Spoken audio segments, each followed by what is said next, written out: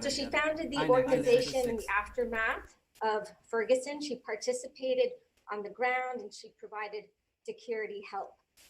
So this organization continues in that work, but has expanded out, and we surely need it today.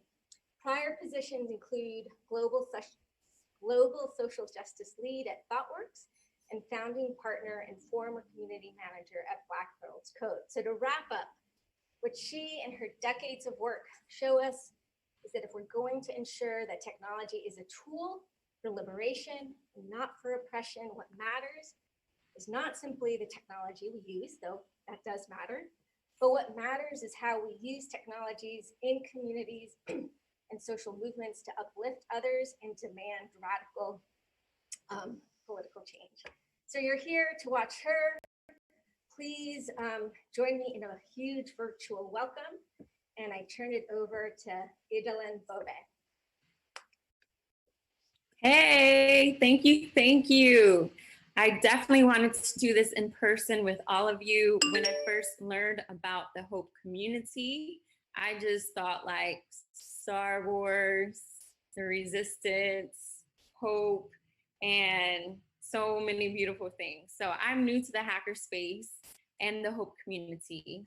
So again, I want to start by thanking the organizers for contacting me and asking me to be a keynote speaker. These are historical times, as many of you know, as you sit through yet another video session. However, you may consider yourself lucky if you're able to work from home and joining video conference after video conference is your biggest concern. However, not everyone can work from home. My mother can't work from home, though she has an autoimmune issue.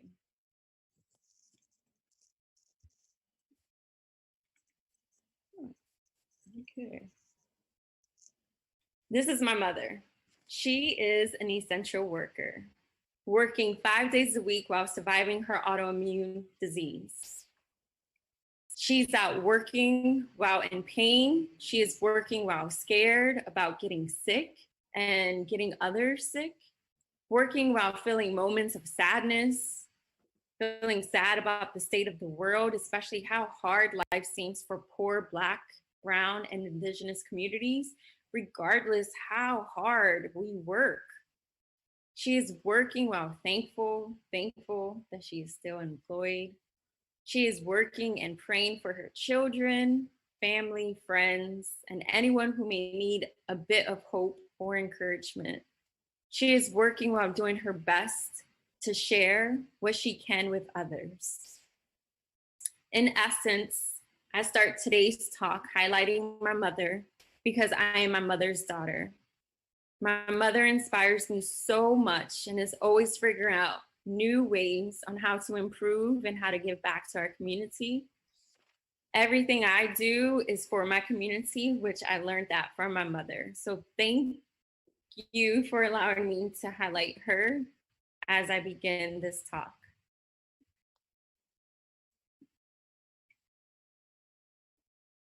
Anytime I'm asked to share my voice, I do not take it lightly. I know the significance of having a Black and Brown person as a speaker, especially at a tech conference, where often you don't see that.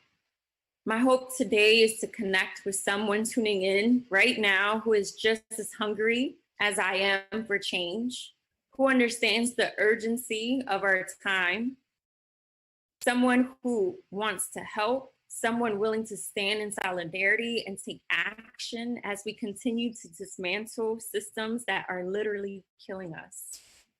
I'm going to recap my talk today, which will include just a quick introduction about myself, connecting my story to my passion, shared learned lessons from Ferguson, the history of techactivist.org, highlighting the Black Panther Party's community control of modern technology, highlighting some work that's happening in our communities today, share hope, just like my mother taught me, and open up for Q&A. So I'm looking for this to be an interactive discussion. So feel free if you have questions to send them. I can see them live as they come in. I may or may not answer them as they come in live, but I would definitely get to them at the end for sure. So this is me. Again, my name is Idalin Bobé, and I'm a Black and Puerto Rican movement technologist. I started talking at 7 years old. I went through a lot of trauma as a child, and something happened to me that I couldn't use my motor skills. From the age of 8 to 18, I attended speech therapy classes on a weekly basis and officially was labeled as a student with a disability. Teachers and students barely understood me. I was known as the quiet girl. I recall watching television and putting the captions on the TV screen so that I can learn how to enunciate words as people were saying them. After a while, my family couldn't afford speech classes, so using the captions on the TV screen was my hack. That hack got me through college, as it helped me increase my vocabulary and my understanding of how to say things. In all honesty, I still use the captions on my TV screen now. I share this story to say this is just one of many ways technology has helped me grow to who I am today. And I believe we all share a story on our first experience with technology and how we fell in love with it and wanted to use it for social good. Which further takes me on my journey. I grew up in North Philadelphia in a neighborhood called Badlands, which is in the Kensington, Fairhaven area in Philadelphia. Today, the neighborhood battles with housing, food insecurity, rates of unemployment up to 50%, over policing and high surveillance. Though this story is not new, my neighborhood can be seen in New York, Detroit, Chicago, Oakland, and in cities all across the United States.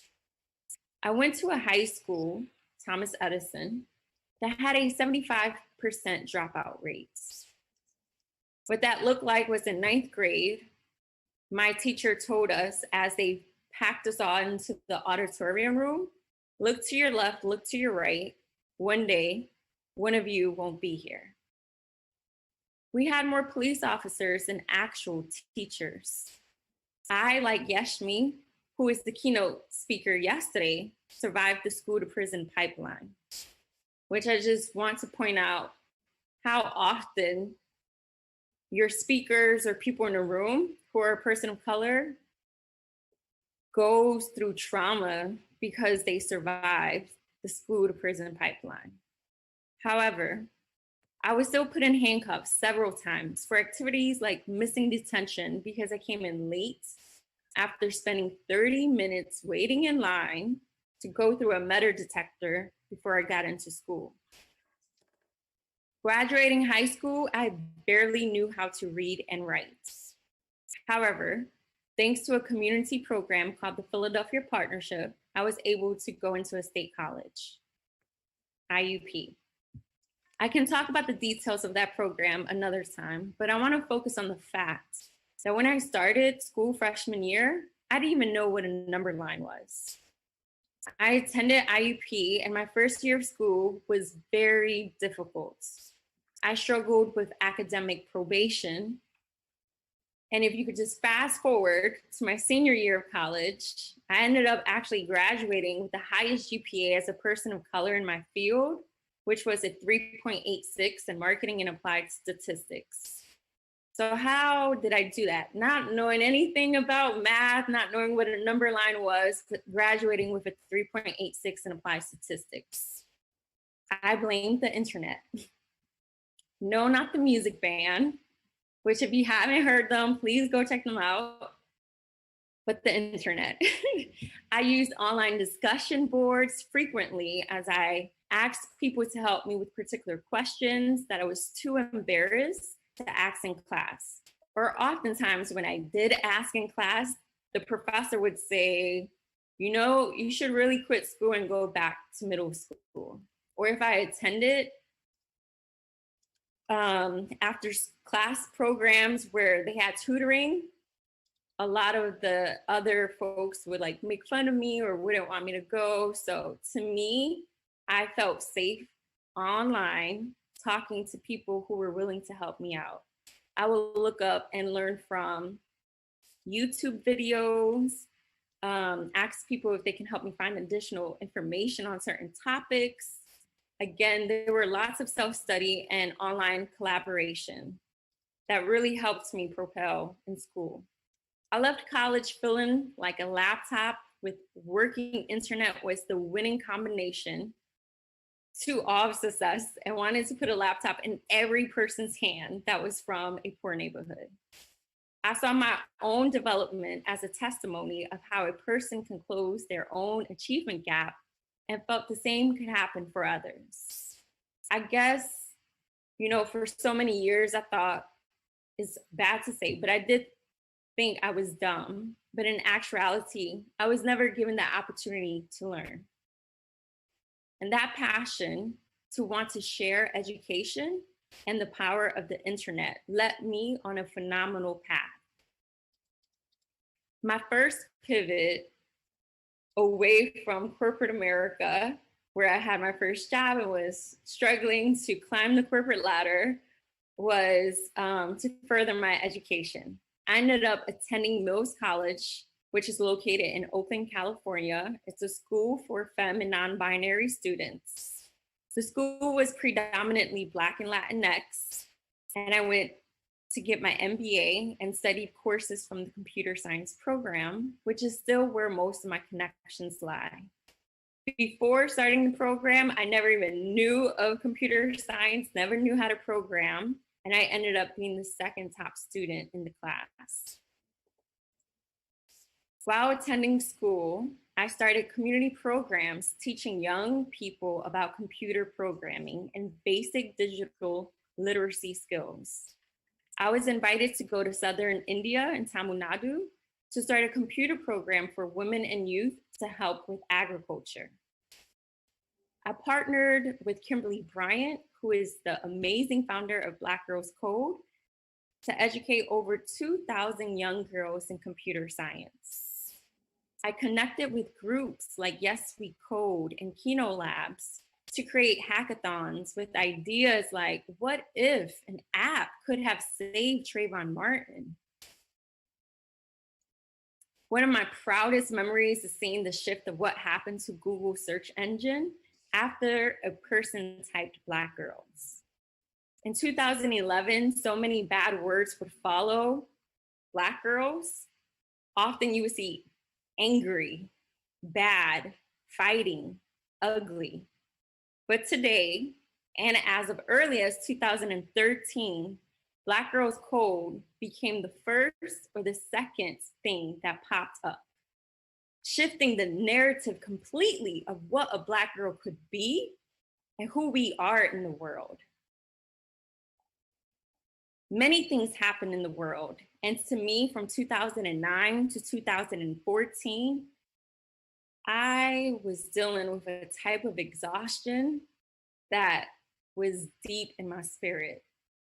Since a child, I had to battle with police brutality. And as a young adult, I tried and worked 100 hours a week to really build community programs to change the trajectory and the narrative of my community. And still, the media and the police continued to kill us. Oscar Grant, Rekia Boyd, Miriam Carey, Eric Gardner, Mike Brown. By the summer of 2014, when unarmed teenager Mike Brown was brutally killed by former Ferguson police officer Darren Wilson, I believe I can speak for most of Black America. We were exhausted. We were tired. This sparked the summer of the Ferguson uprising. A similar rebellion like we see today after the killing of George Floyd. And I want to note the difference between a riot versus a rebellion. I'm very mindful that I'm using the word rebellion, and I'm not saying that these were riots. What you're seeing today is not a riot. We see riots all the time, especially in white America. Let a sports team win, and you will see people riot, destroying things for no reason, just because they can. It's an expression of power and energy. One of the worst riots in American history was the race riots in Tulsa, Oklahoma, from May 31st to June 1st, 1921. Happened almost it happened almost 100 years ago, where a white mob upset that a young teenager, this young Black man, got on an elevator with a white young woman. They used the media to basically amplify this false narrative, and they destroyed an entire community that was referred to as Black Wall Street. Thousands of white citizens poured into the Greenwood district in Tulsa, Oklahoma, and burned over 1,500 homes, 600 Black-owned businesses, 21 churches, a school, a hospital, and killed about 300 people. Over 8,000 people were made homeless during that time period. Mind you, not one person was arrested for that. However, Black people who defended themselves did get arrested. The media likes to say Black people riots, but when in fact we are defending our lives and we're defending life. And that is why rebellion is inherently meaningful. It is important we start to call the uprisings we see around the world and around the US as a rebellion, so that our youth and others can understand its significance and are vilified by the media for standing up and joining them. Rebellions have been part of our legacy as we have tried to make America redeem its humanity time and time again. We, Black, brown, indigenous people are, after all, children of rebellions. Rebellions defend life, and we are defenders of life. Going back to Ferguson. Ferguson completely politicized me. It helped me understand that this was just not a case of police brutality. For so long, I just went around the world thing like F the police, and the police is our enemy, and who is the man? The police. And I realized that we really had to look at the conditions of what made Ferguson. Ferguson is a suburb of the greater St. Louis city. And I don't know about you, but when I hear suburb, I think of upper and middle class. However, that was not the case with Ferguson. What was once a flourishing community with shopping centers, because America loves to consume stuff, became a place with food deserts. 20% of the Black labor force in Ferguson was unemployed. But when you look at the Black men between the ages of 16 and 30, unemployment went as high as 47%, which is pretty common in Philadelphia and Chicago and Oakland. On top of all of this, Ferguson is one of 91 municipalities in the St. Louis County. Each municipality has its own judge, prosecutor, and police force. To make that more vivid, imagine you're a Black person living in Ferguson and you're driving to your job that's 10 minutes away. Your tail light is out. In the midst of those 10 minutes, you're going maybe through like 3 or 4 municipalities. That means you can acquire about 3 or more tickets from local police offices, each ticket representing a different jurisdiction. Let's say each ticket is about $60 to $100. That adds up quickly. In the Department of Justice, there was an investigation done by the Department of Justice. And in that investigation, it concluded that police did, in fact, over-police the Black community members and target them often. In Ferguson alone, Black people make up 60% of the population, but 93% of the arrests and 85% of people who were stopped for a vehicle violation. As I learned one day, while I spent a day in the local jail after being arrested, part of the Ferguson uprising, many people were in the local jail because they couldn't afford bail. Often the story went, they got multiple tickets on one thing, couldn't pay the fines, their court appearances got switched and conflicted with their work schedule, and then a warrant for their arrest was made. And then they lost their job because they're stuck in jail because they can't afford bail. So you have to understand, people are just irritated with the police. Then you add police brutality and killings of unarmed young people like that of Mike Brown. You had several cases a year or two before Mike Brown's murder, and even within the 3-week period of when Darren Wilson murdered Mike Brown, 3 other youth were murdered. These were the conditions that caused a rebellion, where people had enough and demanded dignity, an end to police harassment.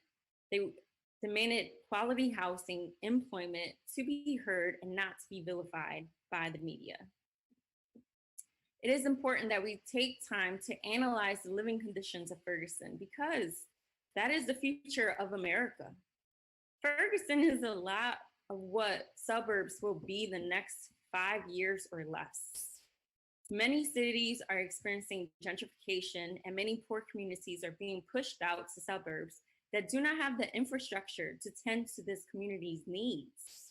Suburbs lack public transportation, they're food deserts. It's not like an inner city where you have bodegas and little corner stores, or you may have subways and buses that run every 15 minutes. Suburbs were created to be isolated communities. And with more poor communities being pushed out, as people with wealth move into the inner cities, we lose the community support and become prey of predatory systems of injustice. One of the biggest lessons I learned from Ferguson was our history is not being captured. Like today, our history is not being captured. When Mike Brown's body laid out on the hot street for 4 hours, it wasn't people who had academic fellowships who defended his life and stood out there screaming those first few days. Young people who were tatted up did that. Young people who were tatted up got the world's attention.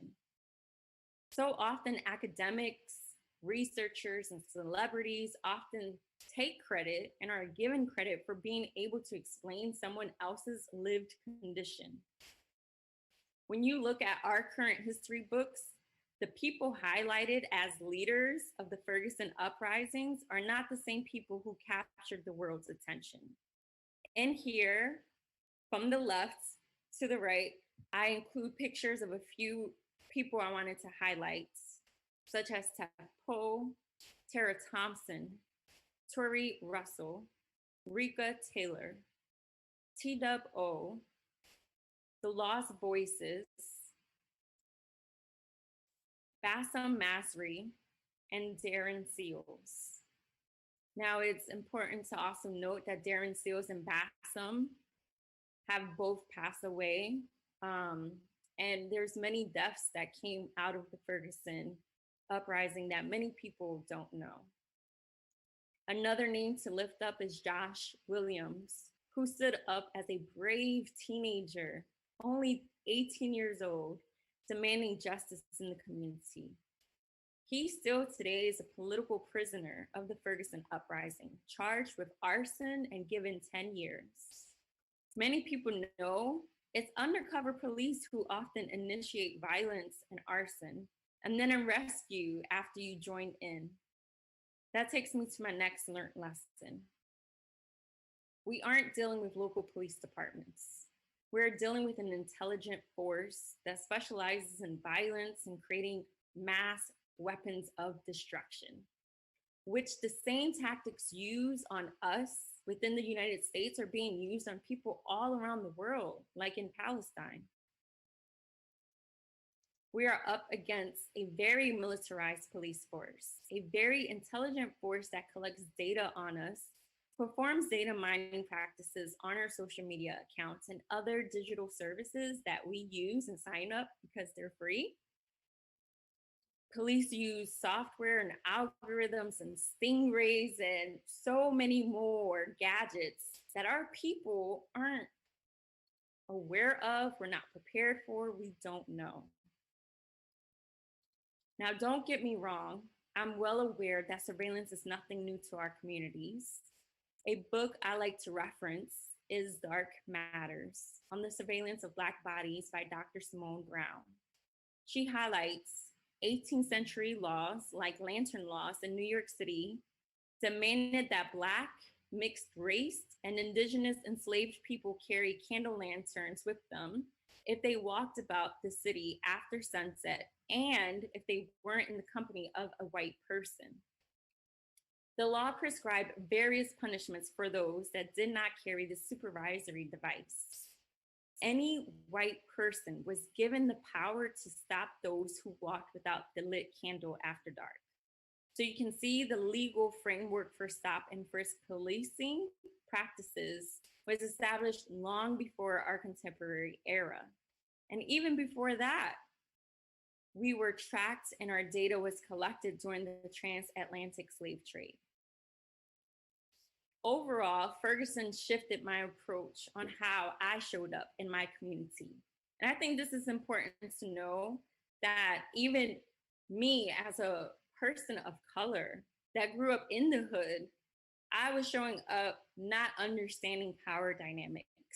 I was showing up with really focusing on individual achievement, which is what most nonprofits language is used to, where you're just like, the problem is, you're going to help one person, you're going to have them climb this ladder of success and they're going to get out, versus the betterment of the collective, the betterment of the entire community.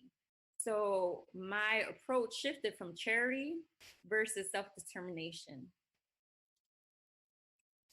Our people are not ready for what we're seeing today or in 2014. I wasn't ready, I'm still not ready to go up what we're against as we're demanding human dignity. But as Assata Shakur said, and we continue to chant, it is our duty to win. It is our duty to win. And if we're going to win, we have to prepare. Huey P. Newton said, knowing how to struggle is the essence of winning. Recognizing ills is fundamental. Recognizing how to overcome ills is mandatory. One of my OGs, Willie Baptist, said, you have to know what you're up against. If you're going into a fight and you think your opponent is a teddy bear, but when you get there it's a grizzly bear, man, you're in trouble. And how I understand these quotes is that if we want to win, we need to have an accurate assessment of the situation, an accurate analysis of the problem we aim to solve. So how do we prepare? Thankfully for us, there's so many books that we can actually self-study, and there's so many leaders in our movements that we can lean on. Some books I started with were The People's History of the United States by Howard Zinn, Women, Race, and Class by Angela Davis, the Huey P. Newton Reader. Legit, I feel anything you read about the Black Panther Party is going to be exceptional, because though you'll pick up the book as a young Black nationalist and you're just like, yes, we need to secure our people and protect our people, you will quickly understand that the issues we're dealing with impact majority of the people in the world. And I love to read how the party developed their ideology to go from Black nationalism to internationalism. People I met that I want to highlight On the bottom, I have a picture that says it's not enough to be angry. That's Willie Baptist. And he really taught me it's not enough to be angry. I can't be walking around just angry. You need to like know what you're up against and have an analysis. Above that picture is Claudia de la Cruz, who taught me the importance of loving our people and not being scared to stay in the trenches with them. So many of our people are scared of our own people. On the right of Claudia, you have a white man, Chris Caruso, who is super dope, taught me the importance of understanding political economy. On the right of him is Liz Theo Harris, who taught me the role that religion plays in justifying oppression and lifting up white supremacy. On the right of Willie Baptist, you have BJ Prasad, who helped me understand global politics. On the right of him, you have Ola Bini, a well-known contributor to privacy and digital rights.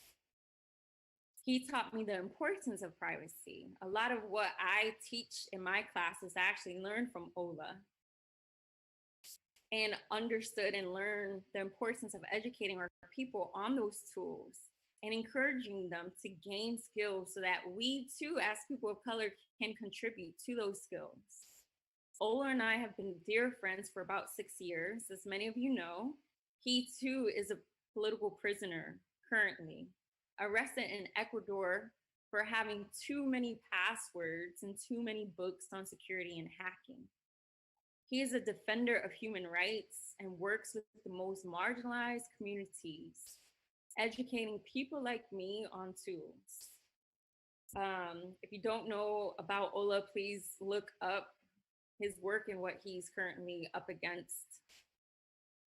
On the right of him is Sister Elaine Brown, former chairperson of the Black Panther Party, who taught me that in 1972, the Black Panther Party added community control of modern technology to their 10th point of the 10-point program. It reads, we want land, bread, housing, education, clothing, justice, peace, and people's community control of modern technology. Community control of modern technology was added because in 1972, Huey P. Newton and the Black Panther Party had an analysis on what would happen to our people if computers and digital communication devices became part of the oppressor's tool. I don't even know if many people know that, even as part of Black history. Today, so often, the conversation with the Black community and tech is about diversity. But in 1972, it was more about diversity. It was more about trying to adapt and assimilate into Silicon Valley and those type of workplaces, but to really understand the tools and to gain control so that we can use those tools. So in 2015, I founded techactivist.org and took the lessons I learned from others and created an initiative to educate activists in computer programming so they too can contribute to the creation of privacy enhancing tools and also hold Silicon Valley accountable for their role in their marriage and state violence. Since founding the organization, we worked with over 2,000 activists. We've created 5 10-week-long training sessions on different topics where students learned web development and they built websites to help promote Black-owned businesses and social justice organizations.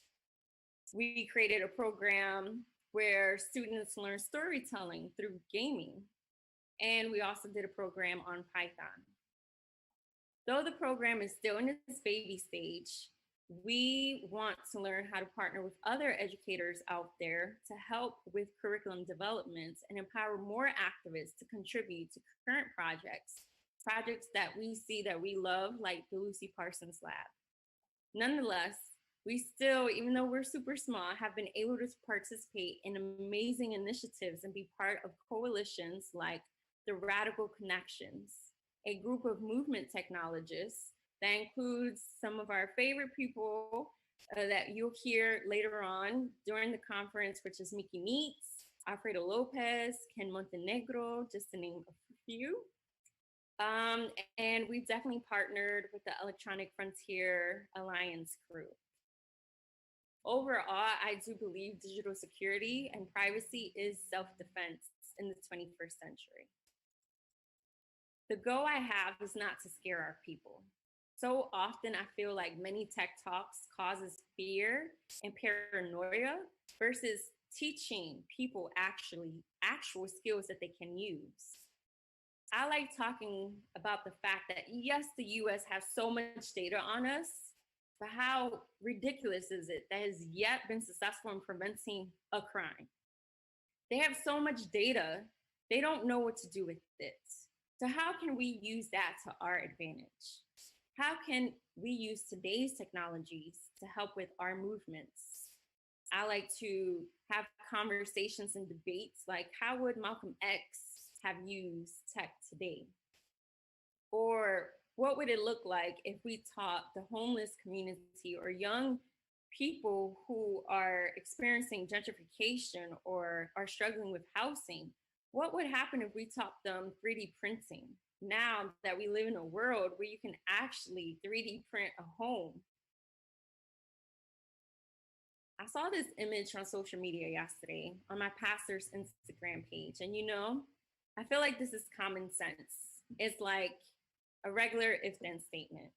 If you have quality food, quality education, housing, healthcare, then the people in your community will be okay. If not, then you will have people who are organized and demand for a better living situation.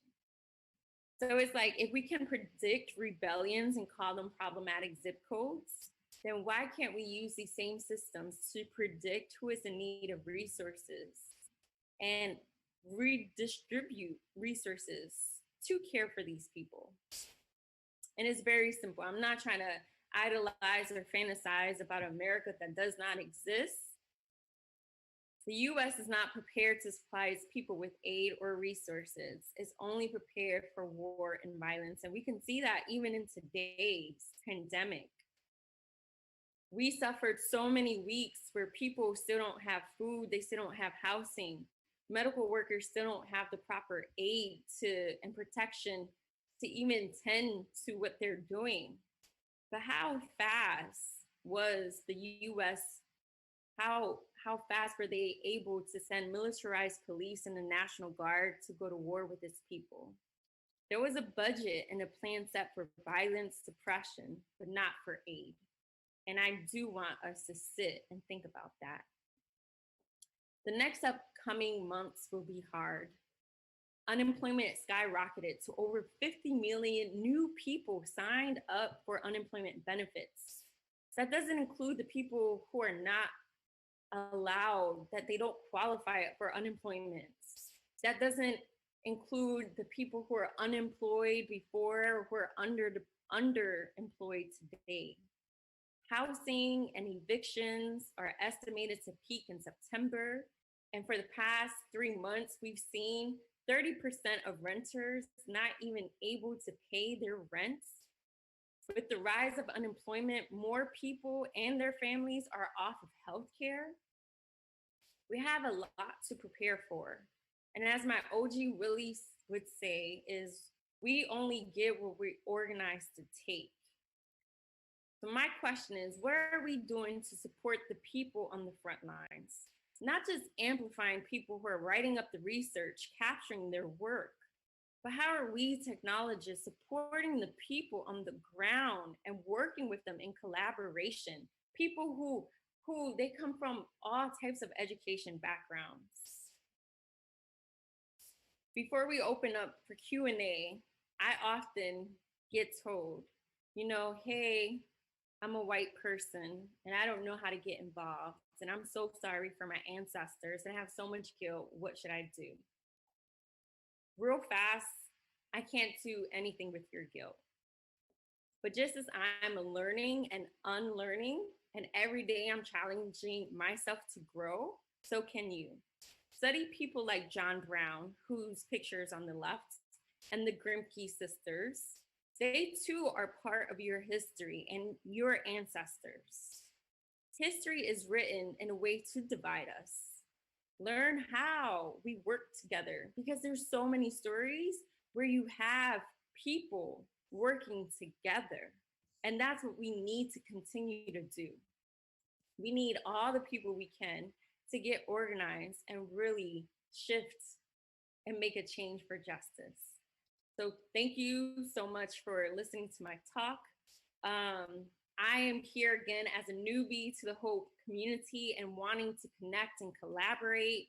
So please feel free to reach out to me via Instagram, via Twitter. I'm here open and ready to listen. I know we have some questions I wanted to take some time to answer. There's a question saying, with COVID-19, many schools, colleges are opting to educate students online. What are your thoughts on online learning when many individuals state in-person classes are crucial to social and skills development? I just want to highlight, in New York City, 300,000 students do not have access to the internet, and they don't have an access to a laptop. So my greatest fear, as someone who fell in love and closed my achievement gap with a laptop and internet, is just seeing how many young people don't even have access to that, and how further that will widen this educational gap, achievement gap. And sadly, those communities are young Black and Brown people. I do think, if we had all the skill sets and tools to like really build this up, it wouldn't be so bad. I read a study, I read this article stating that rich people are creating pods of schools, and they're each funneling like 100,000 for 10 students, so they could pay a teacher to really go in and supplement the online learnings. And how sad that our students don't even have access to a laptop. And that is what scares me most about COVID-19 and our time today. Another question that came in says, what can the media do to better report on the people you cite who helped advocate during the Ferguson incident? Now it's really interesting because I feel like who really amplified voices on Ferguson were people in Silicon Valley, who they picked up the names of people that they wanted to lift up. And I felt like it was Silicon Valley who then funneled so much money to these individuals who they didn't really challenge much. They said, they said the right things. And I feel like that's another confusing thing is people, they have the terms to say, but when you're looking at what they do, they don't belong to any organization on the ground. And if you look at who they work with, they only work with other academics in universities receiving fellowships up to $500,000 a year. They don't represent the average working class person. And it's no shade to them, because I feel like we need people to study and to research and to write, but it's a problem when you're taking all the resources and you're not giving back to the people on the ground. And that's my critique there. And what we can do about the media, we can support media who actually lifts up our voices, like Breakthrough Media. It's a new organization that's coming out of the People's Forum. The People's Forum is a movement incubator here in New York City. And we launched our own media who are doing reports on what's happening around the United States in people's movements. And I think the more we circulate that, which social media has definitely helped, the more we can actually get the voices of people who are actually on the ground lifted up. And I think it's important for us to also just challenge people like, yeah, we hear your analysis and we see your pictures that you've taken, but what are you doing to make sure some of those funds that you're allocating are going back to the people who were actually impacted?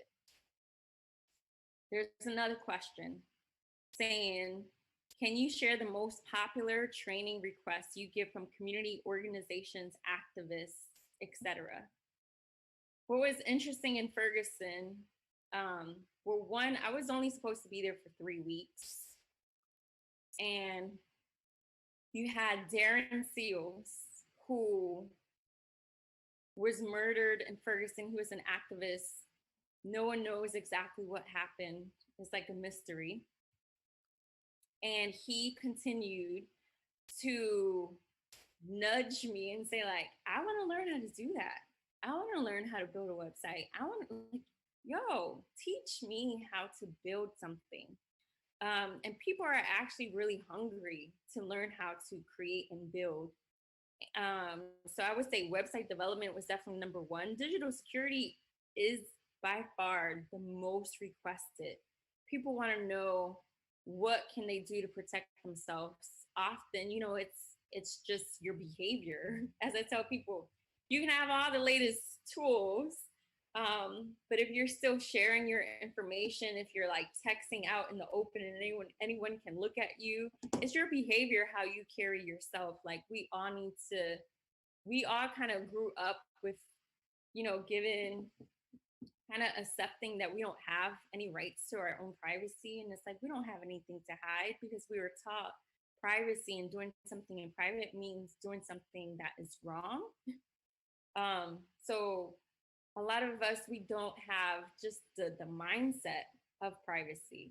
And I think that's the number one thing that we can help teach. Interesting enough is in the tech activist courses and workshops, even when we're doing one-day workshops, I'll have about like 80 students come in. You'll see like 40% being young people and like 45% being actually people 60 years old and over, who have been hacked or they don't really know how to use online tools. And I would say that's another thing that we're seeing a lot in our community. So I have about 1 minute left. And I have a lot of questions, so I'm not too sure what to answer. I don't think we can answer it in 1 minute. But again, I just wanted to thank you all. If you send me questions through my social media handle, I'll be sure to answer, or I can go to the online discussion with hope.net and keep the conversations going. Again, I wanted to thank you all for welcoming me to your space. I really enjoyed my time, and I'm hoping next time we get to really collaborate and continue this discussion and work together. Thank you so much.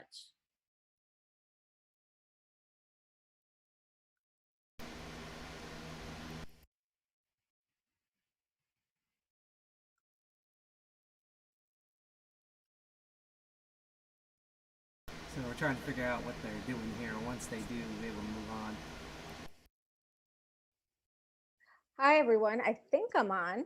I'm Gabriella Coleman, a former speaker, and I just wanted to thank you so much for that amazing, engaging, thoughtful, educational, inspiring talk. I'm so happy that it's online as a resource for others to use and learn from. So I just hope you will return to Hope when it's in person, and have a wonderful day. Thank you so much for participating today.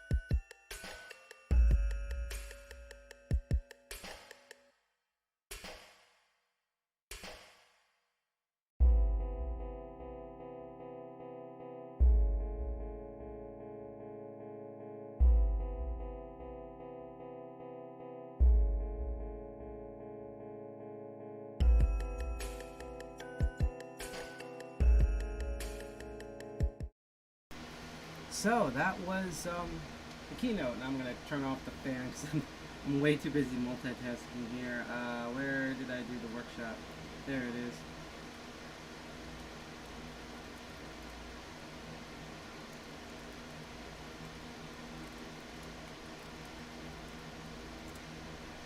I actually like this casual music. I'm going to turn it on.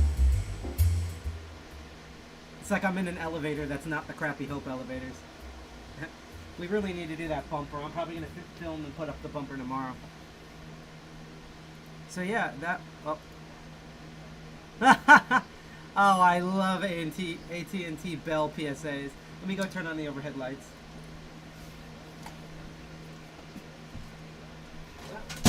Okay, that too.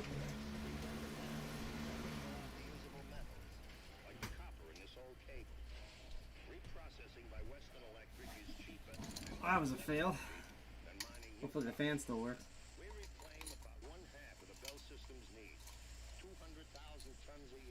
We're gonna get the Instagram going. I should have set that beforehand, but I was like way too distracted.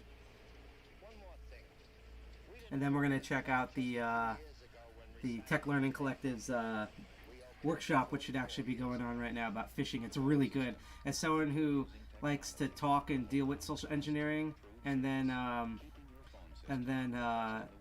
has seen their workshop live at their convention, Hackers Next Door, which I was really proud to participate, bring lockpicking to. Yeah, I was attacking my fans. That's why we don't have an OnlyFans, because we'd probably screw it up. But yeah, this is going on there. Did I not make it full screen? No, I did not make it. Okay, I did make it full screen. That's weird. So, let's see. Let me get the Instagrams going before I talk about the keynote. And the first thing I actually need to do, besides switch accounts, is to figure out exactly if I might be able to find her username of her group or organization. So we're on the Instagrams right now. Here's a preview of a sexy clown. Let's go into DEFCON 201. You can find us on Instagram at defcon201.org. I'm going to do some quick opinions on that because I don't really have much to say because, again, I know this person, not personally, but I've gone to their classes and I've worked with them before, and I really want to get to the Tech Learning Collective workshop because it's really amazing. So let me just see if I can find if this person's on the Instagram. So oh, yep, I do follow her. Okay, so I should be able to tag this in there. Let me just see if Tech Activist actually has that thing. So let's see. No, why is my keyboard drunk?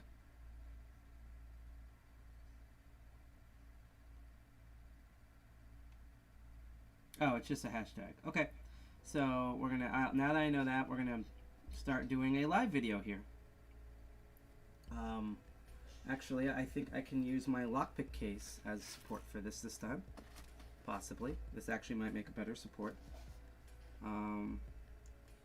Let's swipe over to being live. There we go.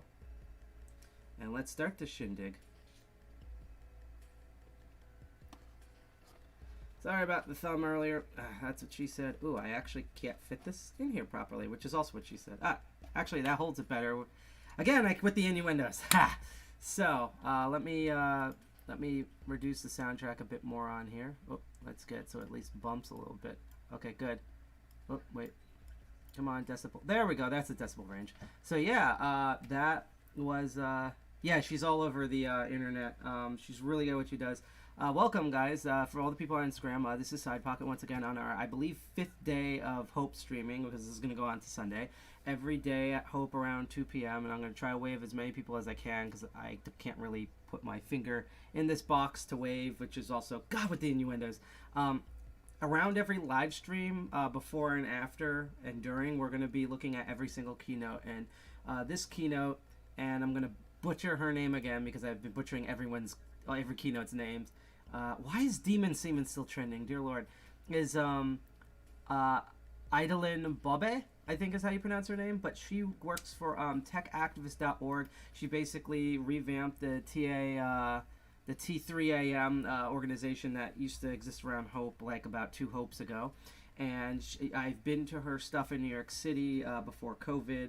She does a lot of like stuff within like inner city neighborhoods of trying to bring privacy into like places where people actually live, where there's an income level of under like $4,000 a year, things like that. And she brings in a lot of people from like the Tor Foundation, EFF, various folks from the Electronic Frontier Alliance, etc. Someone on the chat just asked, and hi Chigare, hi from Argentina. I don't know how to speak Spanish. I wish I had Neo on here, but hello out there. Nexus said that you need to, that's what she said, meter for your stream. Yes, I especially need that for Master of Unlocking, which is funny because I'm actually in the lockpicking workshops, because I'm kind of archiving them and seeing how they're done, because I'm going to do some commentary about them when Master of Unlocking shows up at Sunday. Speaking of which, before we get into Tech Learning Collective's workshop, which is going to be absolutely amazing, I guarantee it. And actually, I'm going to try to go into, I'm actually going to change, I'm going to see if I can change the GitHub for our Twitch stream. And by the way, if you like this content here on obviously you're on Instagram, you should follow us on Instagram, which is DEFCON 201, DEFCON 201. But if you like what you see here on Twitch, DLive, and YouTube, and remember Instagram, after this stream, we're going to then move over to that. You can go to the stuff down below our website at defcon21.org, and you can check us out on Twitter at defcon21nj, and follow us most on everything, including Instagram, GitHub. We haven't been on TikTok in a while because of issues and stuff, at defcon201. Also, I think tomorrow I'm actually going to open, because I can't do it now, but I'm going to open up the Tor browser and show that we do have a current Tor landing page that eventually we're going to bring the whole website to, because we recently cracked the code for that thanks to Cell and GI Jack. So I will say a couple of announcements coming up, by the way, and then I'll talk a bit about the keynote speaker as we switch over on the mainstream to Tech Learning Collective, as I'll be talking a bit more and then going off. The big news that we're going to announce after the stream is, now I know N Commander has... Oh, it's gone invite only now? Our Mastodon? Oh, you mean being on Mastodon? Yeah, a lot of instances are like that, especially where we at with Hostux, hostux.social. But if you currently have a Mastodon, if you go to defcon201 at hostux, HOSTUX.social, they're French hackers. I'm going to wave at Yashara here and Chris. Wow, people keep coming on Instagram. You can then follow us on there. So that's the whole thing with that. So I know he hasn't been streaming for like 3 weeks now. He's basically missed a month because his life has been crazy. And while his life is still some degree as crazy, he's recovered. His tongue has recovered. Don't ask. And tonight will be the big return of Hack Alt and Commander. And he's going to be doing some really, I'm going to say hi to Ham here. We're going to be doing, hi Ham. I'm now hungry for ham. He's going to be doing his crazy thing with floppies that later on the main streams here I'll bring up on the phone, because I can't look at it now because he has it in a message and it's absolutely bonkers. But it's going to be a lot of floppies. It's going to be Novell NetWare, a lot of floppies, and reviving, I think, at least 2 computer systems. What's really going to be exciting is that we are working, as our co-founder walks by, G.I. Jack, he's going to try to be on Radio Statler. So from 8 p.m. to 10:30 p.m., we're going to be rebroadcasting Radio Statler stream, and he's going to be interviewed on Radio Statler for Hope, and he's going to be doing all of his crazy Hack and Commander shenanigans, including chatting with you guys live, while being interviewed and being broadcasted on Radio Statler. So that's going to be a really cool thing. I'm so excited for his return, because, you know, he went at our previous meeting earlier this month on the 17th, and so you got to see him there, and we've been talking to him in person, but like, because we've been talking in person, we know how hell his life has kind of been. Anyhow, what we're going to get into next is we are going to immediately now, because we've already cut into some of the time here, go into Tech Learning Collective's amazing course about phishing, and they're going to go over one of my favorite tools at some point, which is the Social Engineers Toolbook, which was written by Relink, aka Dave Kennedy, who is probably the most famous from a lot of things, not only writing that tool, but setting up and making DerbyCon. Then we're going to go into this amazing, should be exciting, from the Roots Hacker group, not related to Roots Asylum. That's a different group. I think they're known as like Root Town or whatever is their full name, but they were one of the few hacker groups, along with our group, that has created a folding at home instance where you can lend your CPU and GPU resources out to mine products here. I did. Oh, geez, do I really have the? I'm actually gonna temporarily exit out of the stream so there's no background noise on this. But no. And they're gonna talk about how to set that up. And once you set that up, oh, that's on here.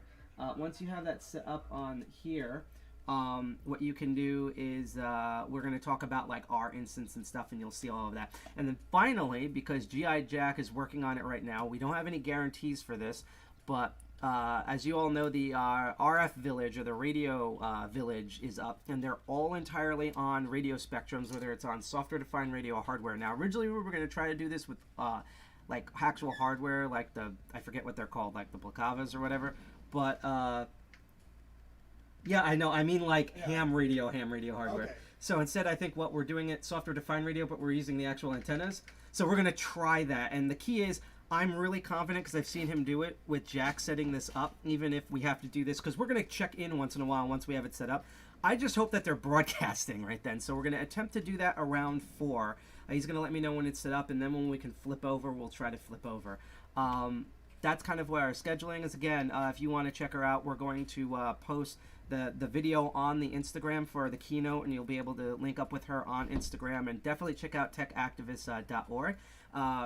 Follow us on Twitch, DLive, or YouTube, or you can actually use Invitus through Tor to watch us on Tor without going through YouTube systems.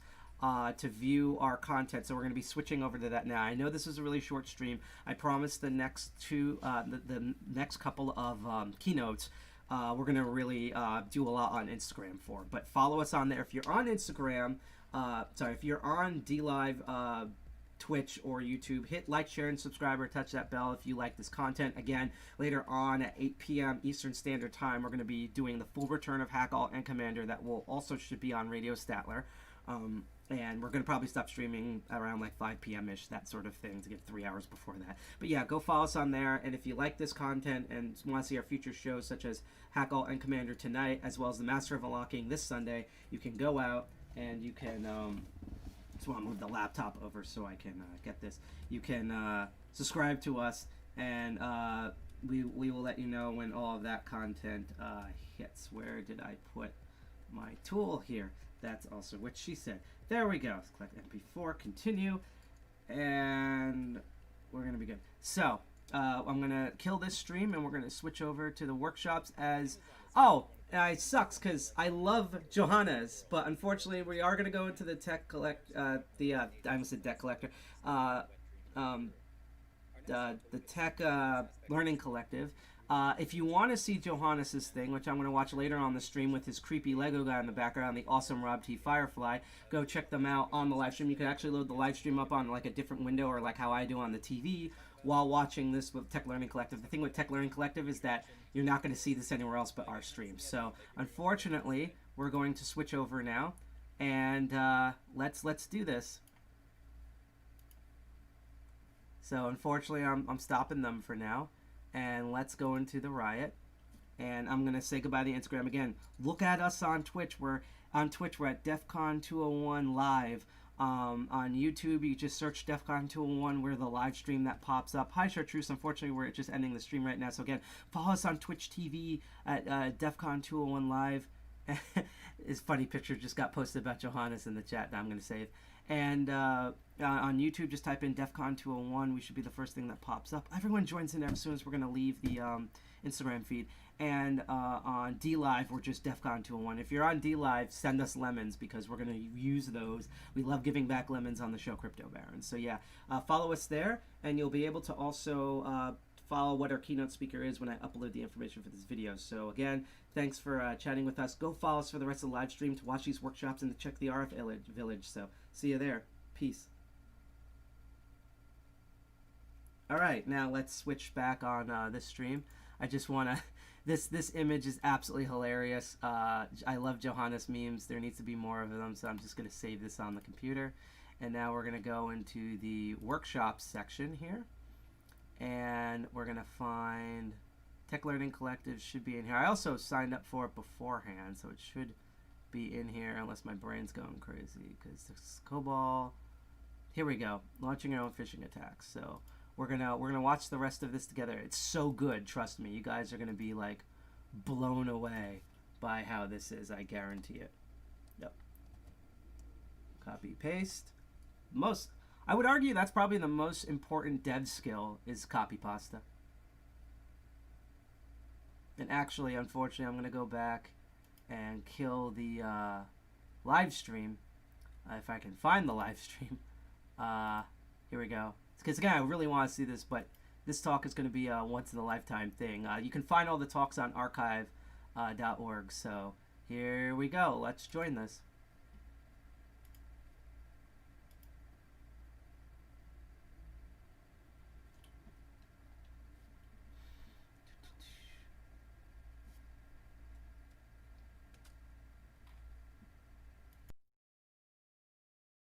It's loading now. Should hear audio soon.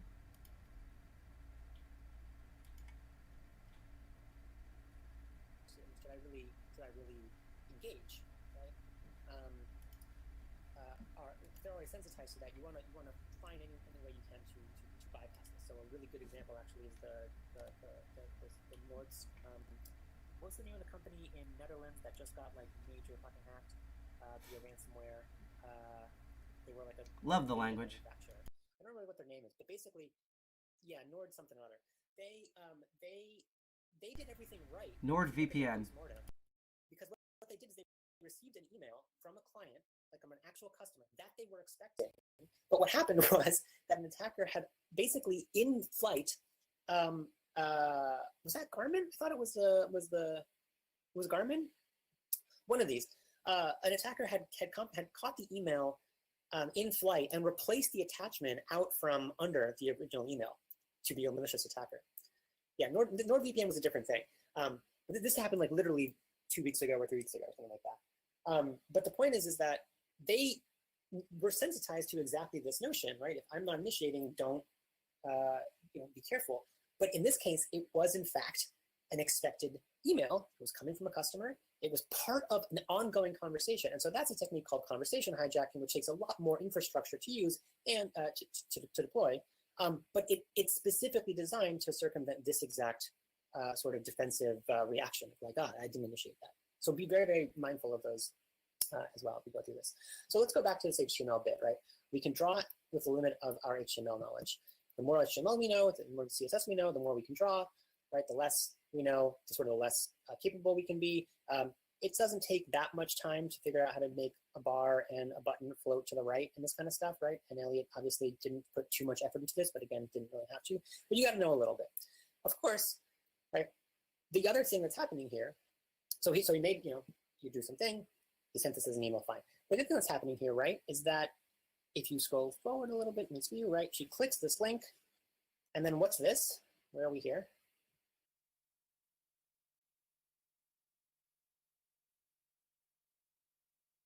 Clicks on update, right? And now we are led to believe that she is at, Google says, an attacker-controlled login page, right? But back in the browser, so she, right, has left Gmail, right? And open maybe a new tab or something, right? And so the point here, right, is that now she's at a reset page, sure, whatever. But the point is that she's at a web page now, right? And so now we're out of the context of the email account and we're back to the context of a regular old web page, right? And now that we know that an HTML email, that however it is that you want to make it look, and a HTML web page, right, of the exact same technology, anything that you learn from learning how to make, right, an email look a certain way, you're going to be able to apply to a web page. And so we can sort of understand that that's what's happening over here when she gets to the login page. But of course, this is maybe a lot of work. Maybe there's a more sophisticated page than you really know how to take advantage of or draw yourself. So I want to introduce you to a tool that you may not know about that is really, really useful in this context. And if you do know about it, good for you. And we're going to use this again when we start automating this entire process, right? Because so far there's a bit of a lot of steps. I have to write HTML, right? If I'm not very good, I have to go write individually. Like this is who has the time for this anymore, right? We have tools that do all this stuff for us. So let's go ahead and remove that, and we will remove also the example website. And okay, so this right. If I was going to say the hope.net page, right? Let's say I want to clone hope.net. Right, I could, right, view the source of this page, the page source, right, And I could copy it, right? It should be as simple as, right? Let's do a, let's do that, right? And so we could go ahead and, do I have this on PB paste? I don't actually. We can, right, vim index.html, paste this here.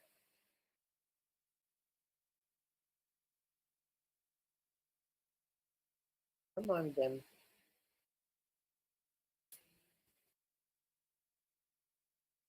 Oh my God, it's a very big SVG in here. That's what's going on.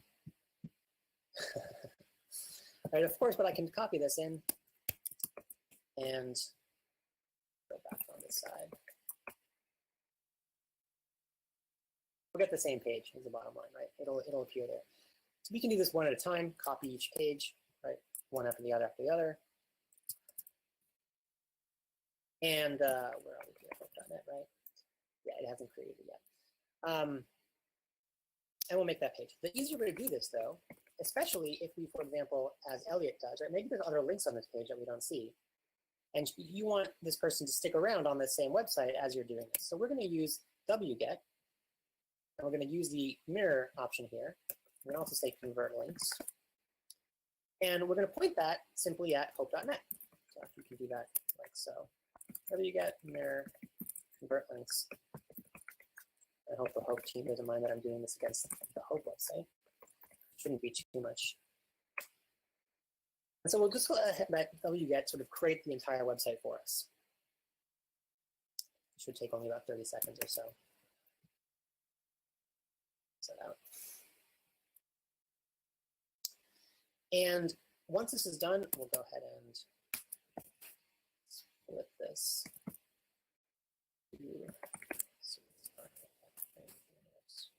Labs. But we're already done there. Great. Right. Come on.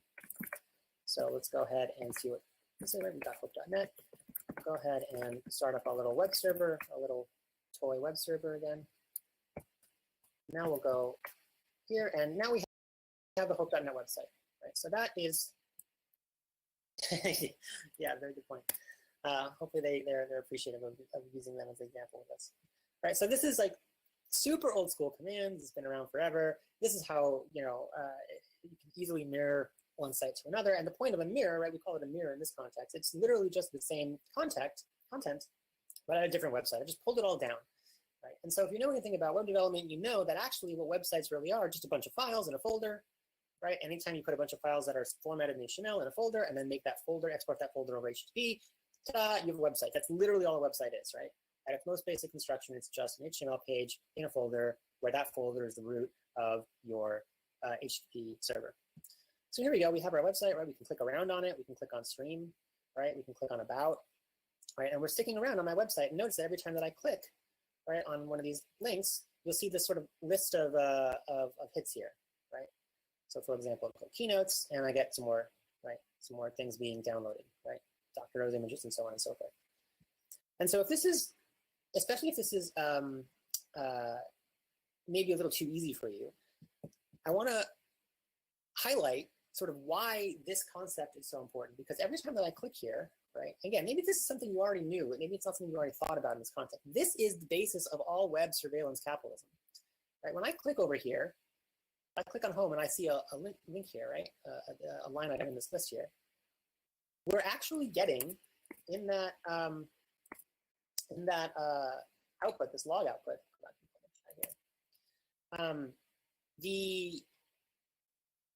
a note of the request being made from the client. In this case, you see the IP address, mine, right? So there's only one. If I have another machine, let's actually do this to, yeah, let's go.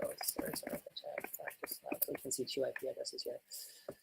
Film trainer, Mr. Robots, week 3, recognizing big SSH again. Right, and so if we, for example, curl localhost 8,000, right? Now you'll see that there's another request from the curl command, right? It's a different IP address. So the point is that this is the foundation of how advertising on the web works, right? This is how ad networks begin to get a clickstream profile of you, because every time you're loading a page, whether it be an image or a link or a video or a page, right, and click on a link, you're clicking on that link creates this stream, right? One click here, then there, and so on. They can see that because you're making a request of another machine, right? The FSF Europe, right? Their campaign, the cloud of other people's computers. This is what they mean. It's just someone else's computers that you're making requests of. So again, possibly not necessarily particularly revelatory, but is actually the basis of why whenever someone says, oh, I'm making a new web app for this and this and that, I think, oh, you're making a new surveillance tool, because that's what the web really actually is in this context. So, all right, some politics we don't have to worry about too much about. The point is that this is all it takes to make a website, right? I didn't have to know any HTML. Static websites, yep. A complex site, social networks, single URL. No, you can still scrape that, right? So let's say we wanted to scrape Twitter, right? It's a dynamically backed web page, right? But when you view it in your browser, you're getting an HTML, CSS, and JavaScript blob, right? That you're downloading, and that you have these URLs, right? That are going to be translated to pages when you browse them statically like this. Idalin Porat did a good talk here at Hope 2020 just a few days ago about how to do how to help your, was it Idalin Porat? No, yeah, I think it was. No, it was it wasn't him. It was somebody else. Did a talk about how to help your site stay up against censorship happening against your site. And the first piece of advice there was try to use anything that you can make static, do that, because it's so easy to move around like this.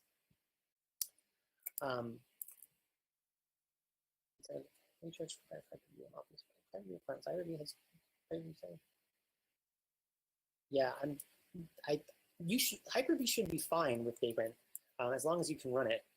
But I don't know where you're running on that. So yeah, you can, I mean, again, with wget, you have options, for example, like scanning and various other ways to sort of make more hosts and more different pages appear. You have page requisites as well, so you can download additional things. It is a little bit, you know, if the website is really a web application in the sense of Gmail, for example, right, a single URL is going to point to different things based on who's seeing it. But the point is that if what you need to do, for example, is grab a login page, as we're going to do, this is really all you need. And you don't actually have to know any HTML to learn about it, right, to do it, because there are already tools that do this for you. wget is simply just one of them that we're going to point out here. So does that make sense? Is that sort of like, does that follow? I know it's like maybe a little bit, like most people don't really grok the way what the web actually is. And literally at its basics, and for the purposes of, in this case, right, the most rudimentary version of a website attack, you just need a copy of a website and to put it somewhere else. Does that follow? Maybe got a little bit off track there. I want to make sure we're going there.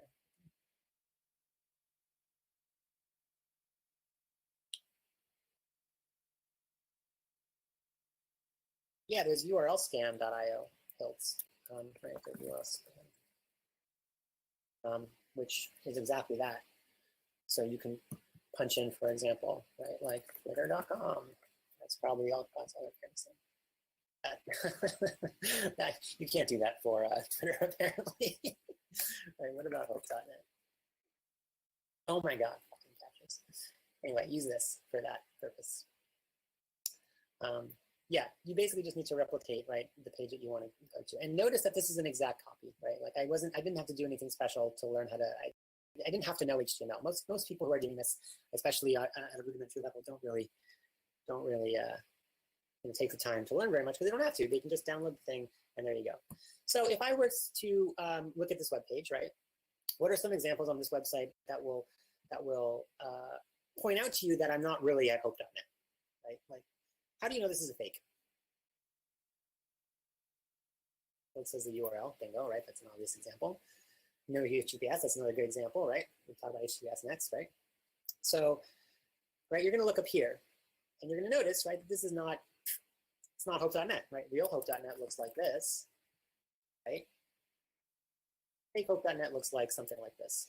Also, the URL is a little bit, icky. You see numbers here. How often have you seen, right?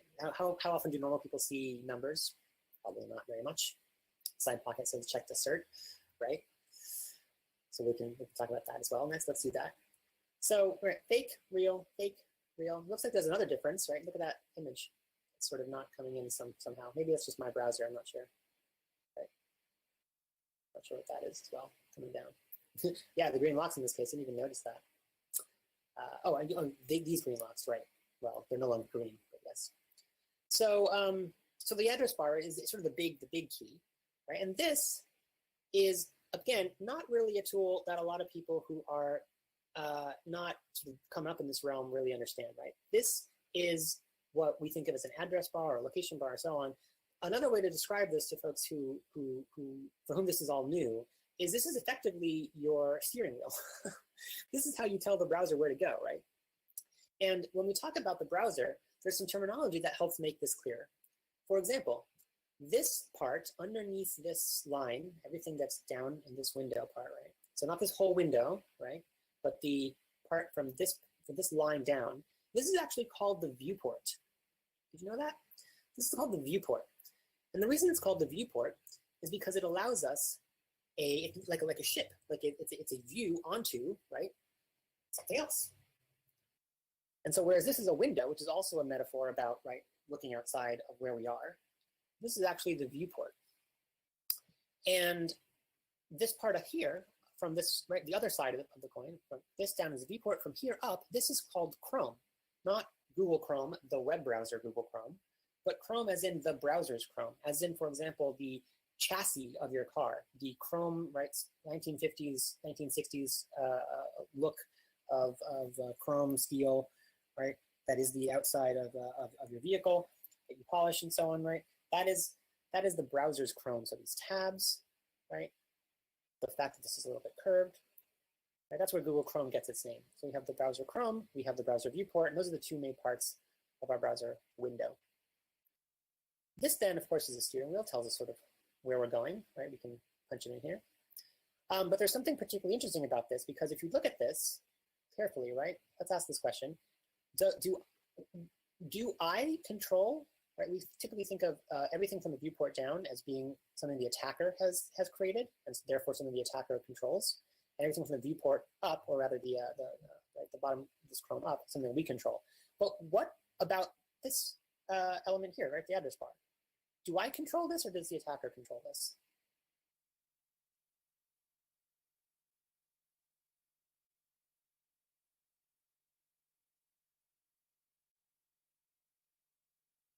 Zach says, you, me. Ren says both. Why both, Ren? David Collins says a little bit of both. Right, there are redirects, sure. Right, I could type in one place and end up at someplace else. Ren says you could register a domain name and control it, right? Mm-hmm.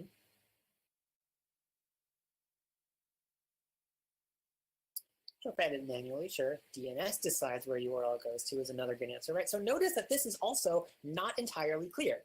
And for someone for whom, right, is trying to understand the world from the perspective of stationery on letterhead on paper, this now suddenly got very complicated, right?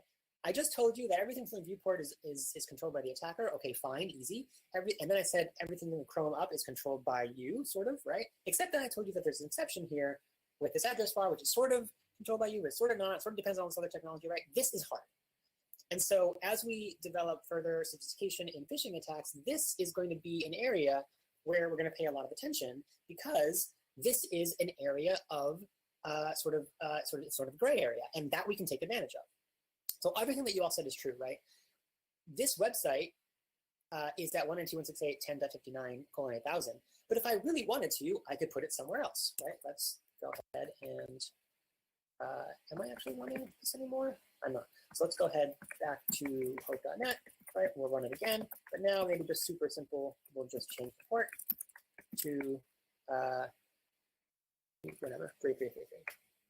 Right now, right? Now it's here. So is it under the attacker's control or is it under my control? Well, it's kind of both, right? Clearly, the attacker has some control over what shows up here. And again, that creates a vulnerability. But that's an important, it's important to realize that, because the minute you start talking about these things in sort of absolute terms, right, you as an attacker sort of constrict what you are, what you realize you can do. And you as a defender start missing the vulnerabilities that are sort of now built into your framework of thinking about the world and how it works. Right? This is the same thing as saying, for example, that we live in a democracy. We don't live in a democracy, right? The United States of America is not a lowercase d democracy. There is not one person, one vote. You vote for electors. Electors vote for the president, right? That's not a direct democracy. That's a representational republic.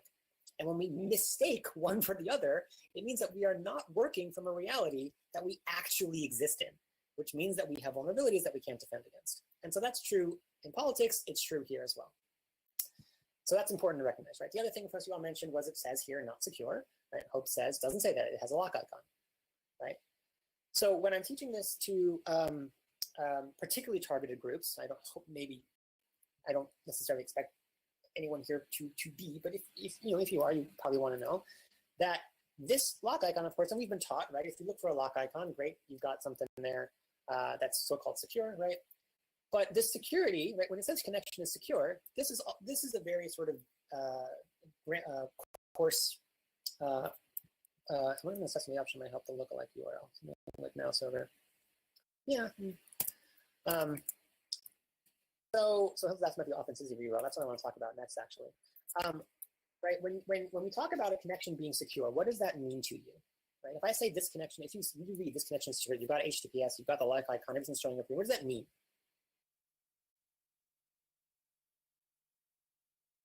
Google says it's encrypted. TLS encryption from end to end, sure. It uses SSL, right? Those are all technical things, right? But what does it mean? So what? So what if it's encrypted? What do I get from that? What's the point? Brendan says it's safe in transit. Vika says it means a valid certificate. The CA verified the person running the server controls, right? The computer trusts the root, sure. So, right, you're all right. But again, notice that secure, right, is sort of encompassing this much more complex concept. And in InfoSec, if you're involved in this, you probably know about the CIA triad. And this is a concept we teach constantly. And basically it means that when we talk about something being secure, it's not really useful from an attack or defense perspective, because we're not really talking about what that security property really is, right? What does it mean to be secure? Well, it means broadly one of these three things. When we say safe in transit, right, what that probably means is it's private, which is to say it's confidential. Only the intended recipient can read it, right? So confidentiality is something that this offers. But now let me ask you this. If I go to a hope.net like so, or maybe if I go to hope.net stream here, right? And I see that it's locked, that they have this lock icon. Does that mean somebody knows that no one knows that I went to hope.net? Right? So if we open up, for example, Wireshark, right? And let's capture here TCP port 443 traffic. My Chrome is crashing. It's probably going to be quite a bit of it. Or actually, even better, we can take a quick peek at .net. I'll just several URLs. So let's just take a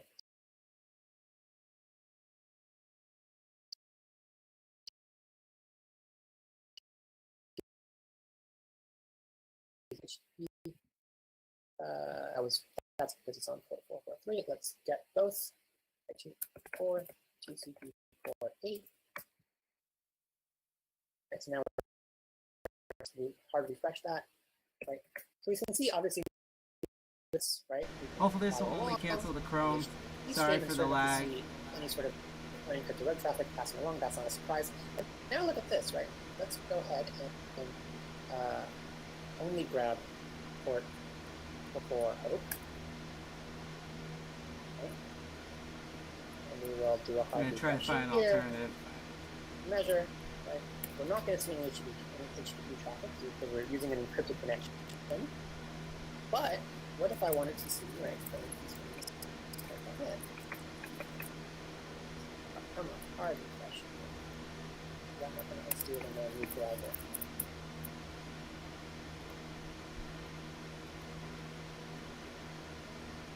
Up it.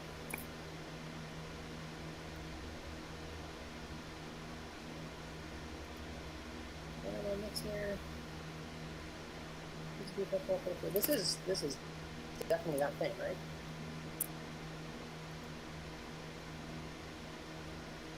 Huh. We're expecting to have a TLS client hello packet there. You wanna know why that's not happening?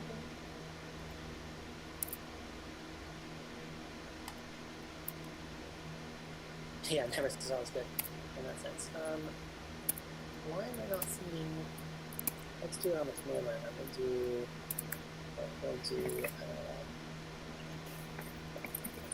Yeah, just retried this again. Cross your fingers.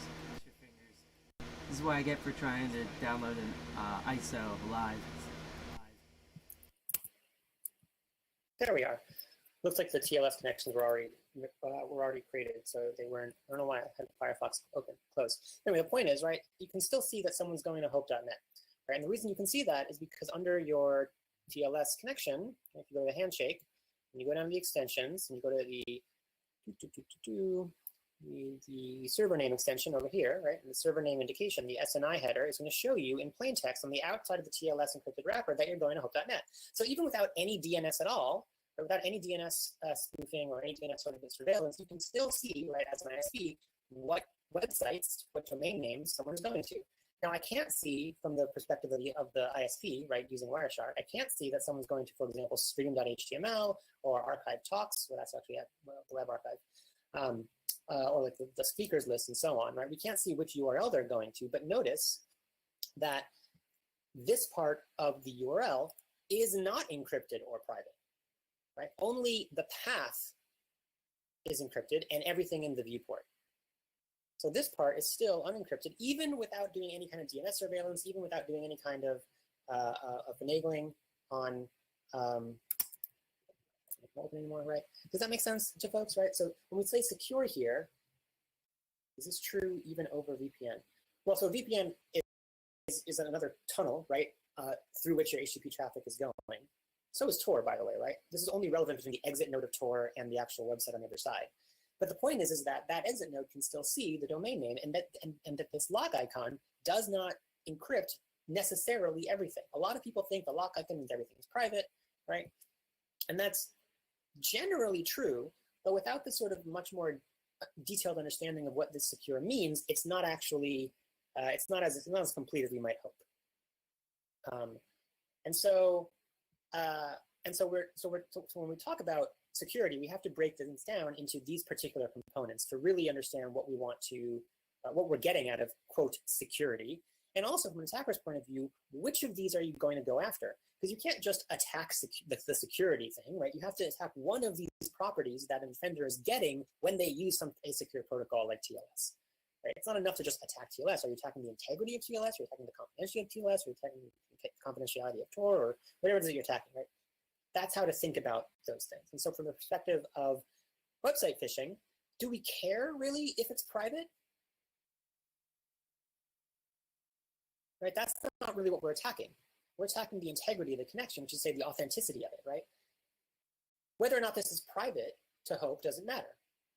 So a defender who's using this, right, to mean privacy, but comes here, isn't going to be getting what they want out of this security connection, even if I do have a green lock icon, right? And I can certainly add one, because if I control this website, I can give it a TLS certificate, such as a self-signed cert, or even one that has a proof domain, which we'll talk about later.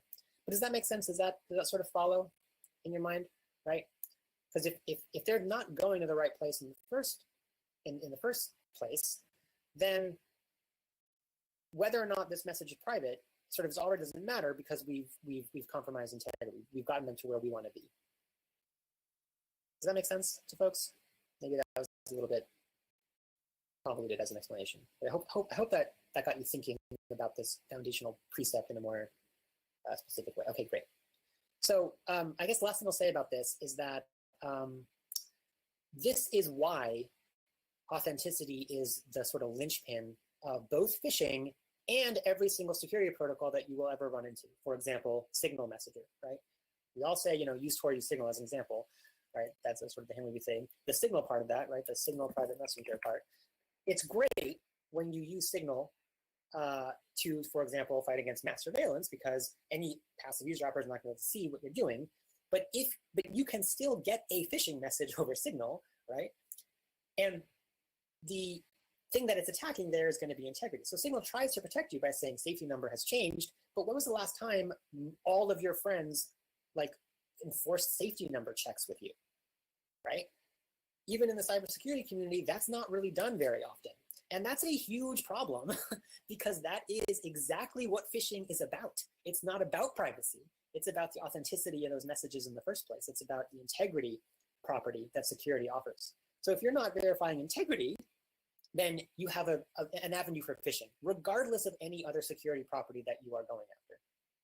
And it's really, really important to hammer that home. It's super, super, super vital that you know who it is that's on the other end of the line, right? So that you don't end up with an impersonation scenario. So in TLS, where do we get integrity from?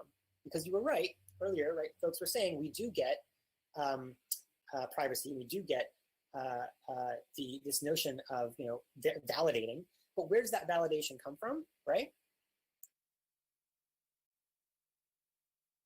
Integrity is from the trusted third parties, right? It's from the root store. So in Firefox, as an example, right? If you go to your whoa. No, let's stick to a chain of trust, exactly.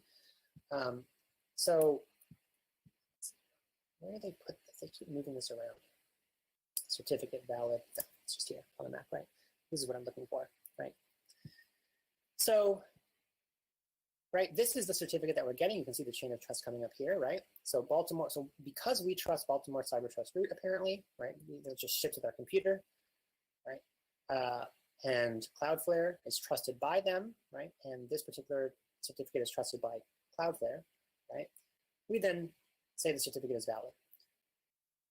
So how hard is it to fake a security certificate? So this is the thing about security certificates, right? That we're sort of discussing here. How hard is it to fake, for example, a locality or city or region, right? Well, you can go to you can use OpenSSL rec, right? And you can create a certificate request for anything you want. And so there have been neat little tricks where, for example, if I registered Cloudflare Inc., but in a different state than Cloudflare Inc. was registered in, it would be a valid company and it would say Cloudflare Inc. right there. Right? That was an attack that was done to sort of spoof some of these fields.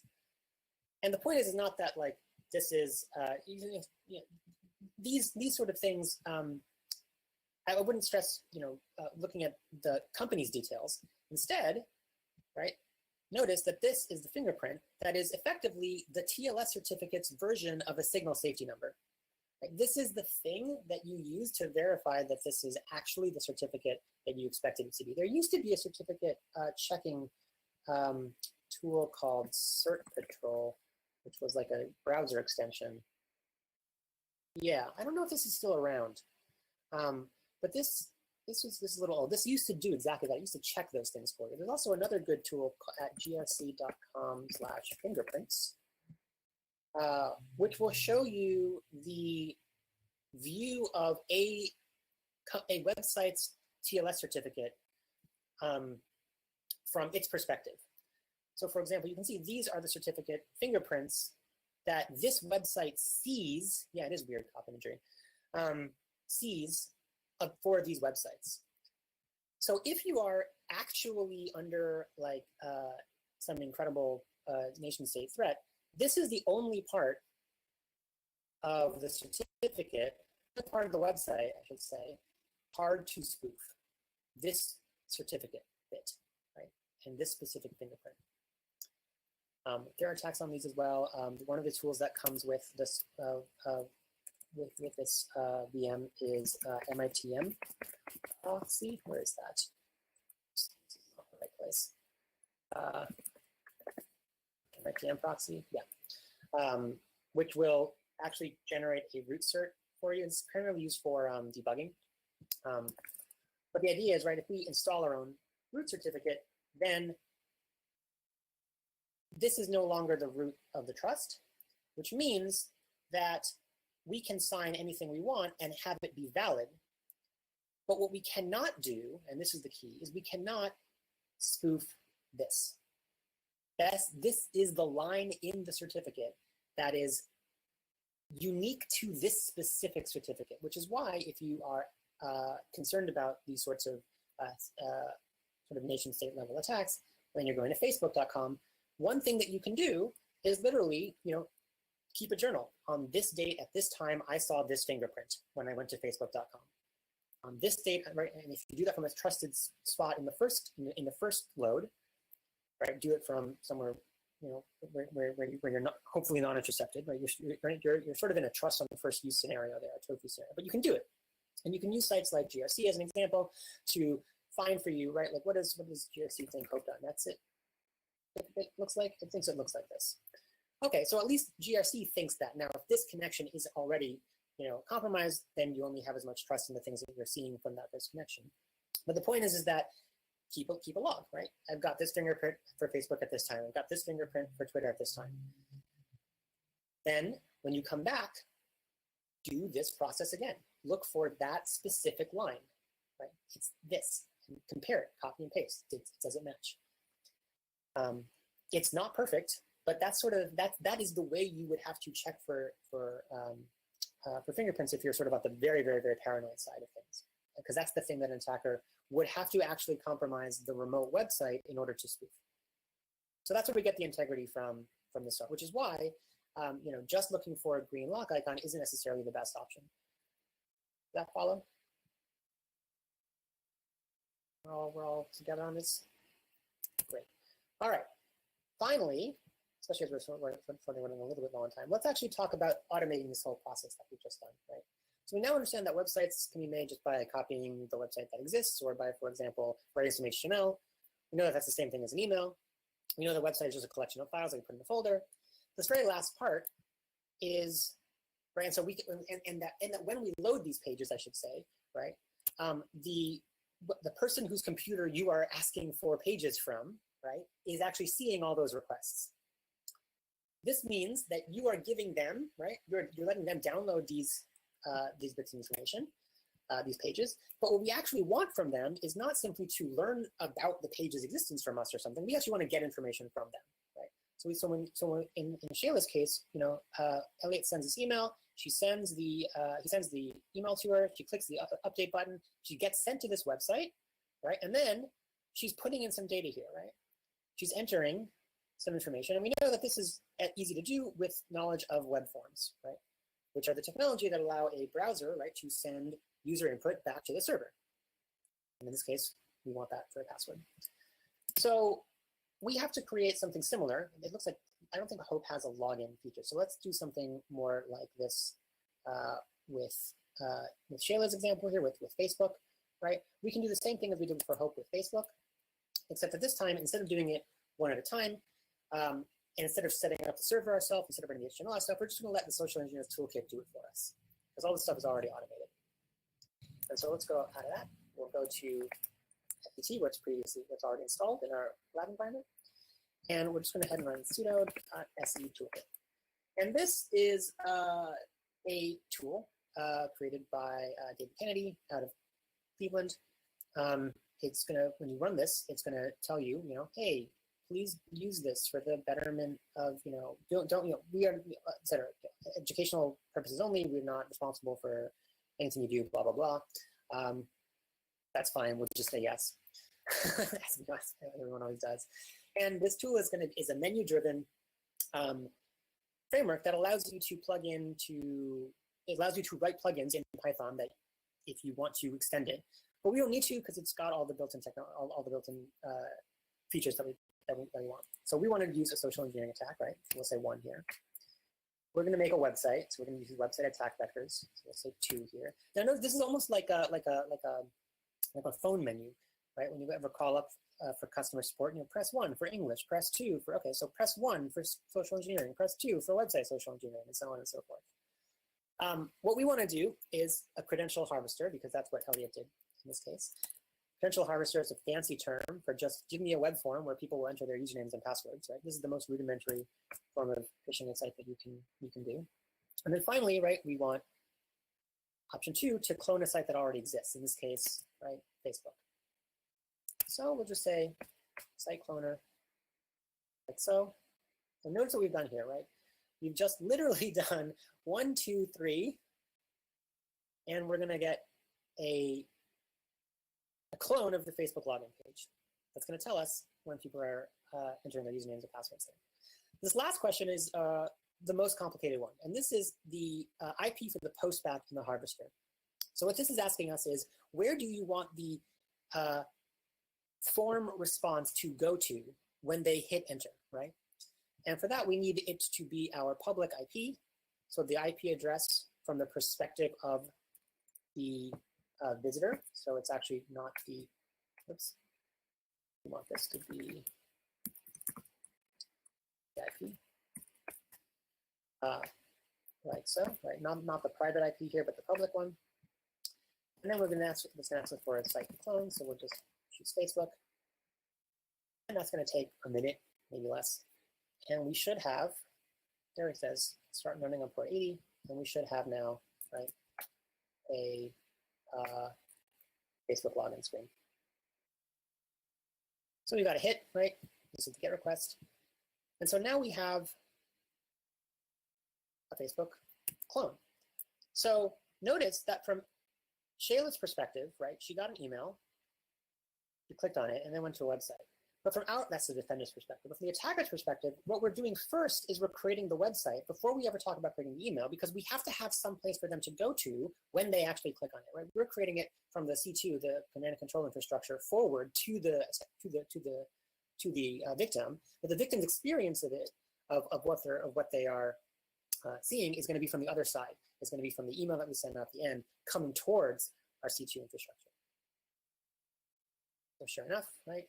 We can say here, some, right? We can even say Shayla at whatever, right? This is a bad password. We'll hit enter there. And what does Elliot probably see? Something like this. So when Shayla's doing this, right? Elliot's seeing this, but now notice what happened here. Oh, we didn't get it, right? Now we're at real Facebook. So look at that redirect. So now we're at facebook.com.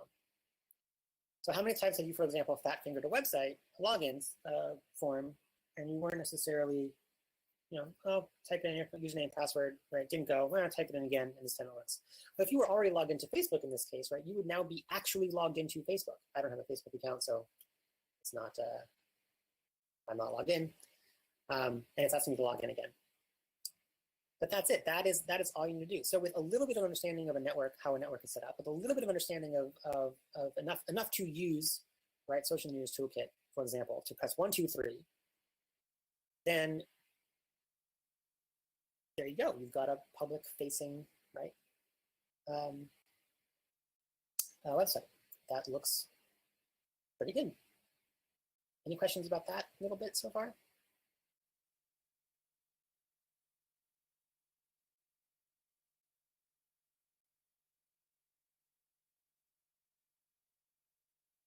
The redirect to the real site is, yeah, that is nice, right? Because what that means is if they're logging in, they think they're logging in and they are already logged in, they will be logged in when the redirect kicks in. If they are not logged in, they'll just think that they fat-fingered something, they'll try again and they're done. But by the time that happens, the attackers are already seeing the things that they entered on their screen. And so this is a relatively rudimentary phishing attack. I want to point out, if you go to, for example, getup.com and that to Awesome Pen Test. There's a list called Awesome Pen Test, which has a whole section on social engineering tools. Social engineering tools. Oh, is it not linking down? Here it is, right? And we've used this one so far, Social Engineers Toolkit. Social News Toolkit is nice because it's simple, it's easy. It has a couple of built-in modules. It's a little older. That's what I just showed you there. But it actually does create a clone of the website. And so if we actually now hit Control-C, we'll get a report if we want to. We don't need it. And if you go into .set, you'll actually see that what it creates is an index.html file. And you can see here, this is Facebook. So it does exactly the thing that we did with wget, right? Only when it finds a form. Let's look for the IP address. Maybe not there. Why is it not there? It's probably coming in from the Python code itself, actually. It rewrites the post backlink to go to its server. And the server that it's using is, unsurprisingly, this same server that we did here, right? We created, okay, we're in this right spot. So if we make this, right, now, right, colon 8000 in this case is this website. So what we were playing around with just the sort of do-it-ourselves little hope website is exactly what Social News Toolkit does. It just wraps that all up in one set of commands for you to use like so. What do I still got here? So, okay, so we're not quite done necessarily, right? If I were to give you, right, this, let's start up Social News Toolkit again, actually. Set, I'll go back to toolkit. I'll do this once more. So again, 1, 2, 3, 2, right, that, and then facebook.com, and then we will go back to it. Right. So this is fine, but if I wanted to then get you to come here, right, I would maybe send you an email in the way that Elliot did, right?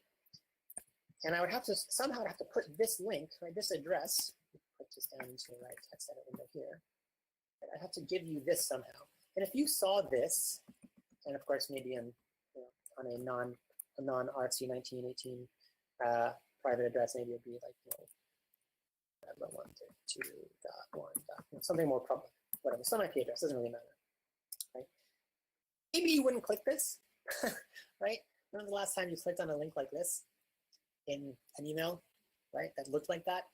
Well, we already know that, right? It's easy to hide this sort of thing, right? Because all I have to do in an HTML context is that. So that's a first step, right? That's step number 1. This would show up, right, as a link to facebook.com, even though it's really going here. So that's an obvious example, right, of how to hide this. And we've already seen that Elliot do that. But there's some other ways that we can also make this better. Right? What are some other ways that we can use to obfuscate where we are sending someone to when they click a link?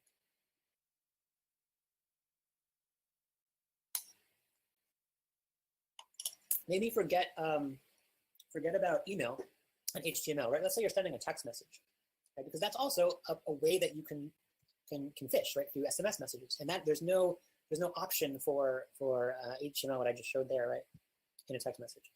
So people are already saying, right, yeah, so registered domain similar to Facebook's, that's a good option, right? Maybe you want to get facebook.com or something like that, right? Sure, that could work. And then just take the web directories, right? Take the set C2 and install it on your, DigitalOcean or Linode or Amazon EC2 instance or whatever, and now you have a public version of that thing. Registered to your domain name. That's good because that also gives you the option then to add TLS, right? To add the lock icon to that domain name, and you end up getting the sort of the green lock benefit, right, of that. So that's nice. You can actually get TLS for IP addresses as well. But people are saying URL shorteners. So that's another good option, right? Bitly, and so on. If you take a look at URL shorteners, like for example, tinyURL, right? You can say, for example, this I think was the right. Is this correct? Yeah, this is correct. So that's where we want to go, right? Well, we'll just enter that, and we'll say, right, Facebook example, whatever, DLC. Right, now I can give people this URL, right? So now that one is what I want to say. It's not necessarily perfect, but a lot of people will see, for example, in Twitter, right, t.co, some link, right, or bit.ly, something, right? Thank Twitter for popularizing this incredibly terrible pattern. So now we can go right to there. And of course, where do we end up? We end up exactly where we want to, right? Redirect, so that's great. Tiny URL is a nice example in part because what you can also do, by the way, is you can always preview, right? You can say preview.tinyurl if you get a tiny URL. And that actually will show you where you're being redirected to. There's a command line version of this as well, which is, you can just say, for example, curl only the headers, right, on something, and then grep for the location header, which is, oops, not head. I should really say like that. Right, it'll show you. That's maybe too much verbosity because that's also TLS. But it'll there it is, location. It's actually lowercase in this case. A little bit too much verbosity, right? You can check where things are going before you're actually being sent there. Yeah, still too much, a little bit verbosity. My bad. Right, location header. Where are you actually being redirected to? So that's nice. So that's another option. But there's more. What else can we do?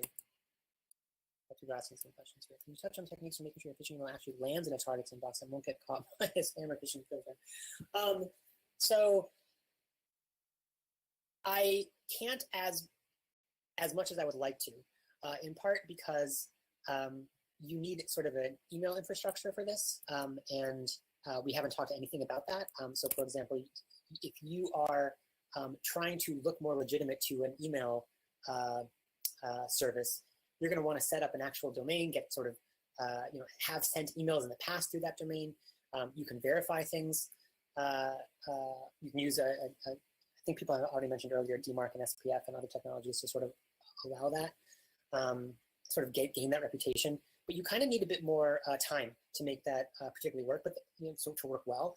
But I think what the point with Elliot's example, right, is that if we look at the from address, it's not even remotely right. And so when you're doing this kind of stuff, I mean, how often does spam, for example, like clearly not come from a valid email?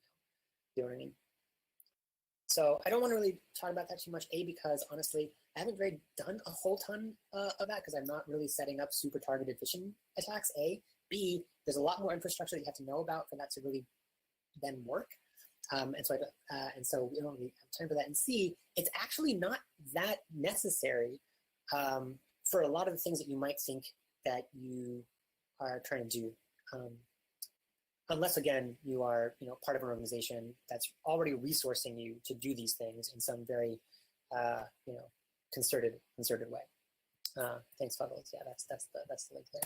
So I don't want to talk too much about that. But there's resources about that, and yeah, people have already mentioned SPF and DEFCON as two very obvious examples of that. But they can actually enter some login creds. Yeah. What's the legal issues in setting up a phishing site in the USA? Yes, you are definitely running afoul, I think, of one or another law. Probably don't want to actually do that. Didn't know that about Bitly. Thanks, Next. Preview a Bitly link by appending plus to the end. Very cool. Okay, so we talked about, though, right, how to a couple things that we can do to make this better. What are some other examples? We talked about lookalike, right? Lookalike domains. Facebook, almost like K, right? Facebook, this kind of stuff. Talked about URL shortener. That's a really good example. What else can we do? Let's say you had a domain.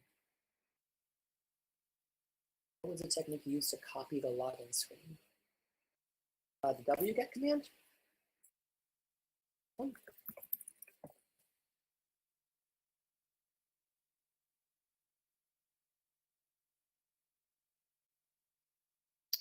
Unicode, Signal says, right? So you can also have, for example, right, IDN homographs, for example, right?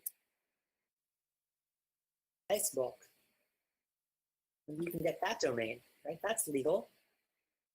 So that works. That kind of stuff. But there's more. Come on, what else can we do? Let's say you have some domain that's local, like maybe you do have Facebook.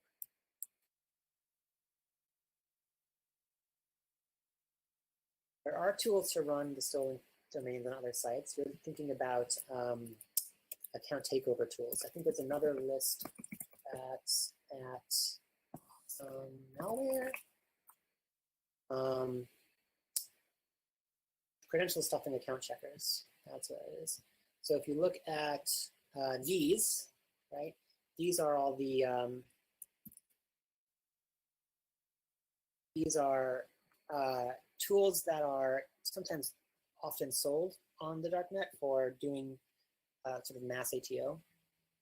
And you basically feed a list of credentials that you have from one site or from a breach or something into these tools, and they will go ahead and check as many other sites that you've configured for testing those credentials that you've already got from point A onto site B.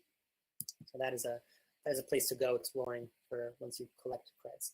But yeah, so Facebook, sure, other things. So how about this, right? How about this, folks? Let's say you have Facebook, or even you don't even have Facebook. Let's say you have, evilsite.com, right? You can't send people to evilsite.com, but what about this? What domain is that? You can also put the URL behind an image. Yep, you can do that. What about this? If I send you to this site, right? Especially if maybe your address bar showed it to you. Well, let's make this, can we make it graphic?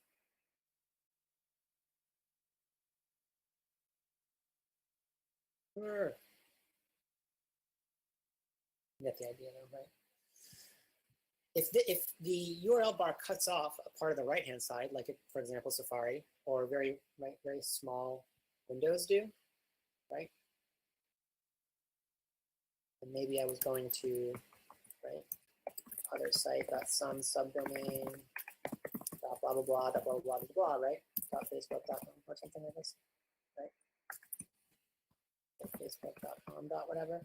Right now, look at the URL.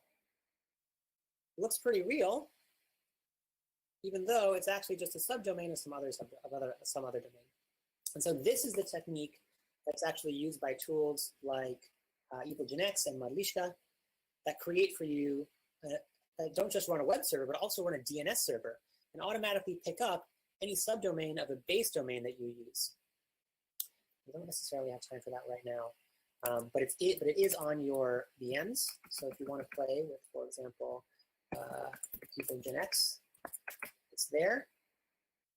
And what this tool allows you to do, right, is by setting, for example, a domain such as, evilhackersite.com, whatever, right, and setting an IP for it. So it's config IP, whatever. Whoops, nope. Our IP address is what again? It's this one here. There we go, like so. Right. Now, actually quit this. No, let's do this. Let's do it. Now, if we, for example, do a DNS request against our DNS server in this case, which is also our attacker machine, for anything, what did I set it to? Any subdomain of this, right? I'm going to get back the attacker's IP address. And so if you set up, in addition, right, to the domain, to the DNS server, if you set up the fishlets and the lures, in this case, you got to do a little bit of extra configure with it with EvilGenX. But basically what you're doing is you're saying, if I want to, for example, fish LinkedIn, right, you would, you're not only setting up a web server in the way that we saw, you're also setting up a DNS server that's going to answer for that subdomain, for any subdomain, with the IP address of the attacker server. And so that's this technique over here. I think I'm running a little bit low on time. Sorry about that. Maybe we'll look this a little bit more closely. But how are you feeling so far about all this? Is this? I hope this is becoming a little bit clear about what the sort of foundational principles are. B, that you're seeing that these are actually already tools that exist in a quite a wild, very easy to use array of things that are available to you. The links that I pointed out in the chat room here are particularly useful for other, for sort of further exploration. So for example, if you go down to like social engineering tools and also pen test, you'll find that there's quite another. I mentioned, I was just running here EvilGenX, which I believe is here, yeah. Mariska is another one that I mentioned. This is the one that popularized the 2FA bypass, because this is really just a reverse proxy. This is the one that we saw earlier. This is sort of the rudimentary version of site cloning.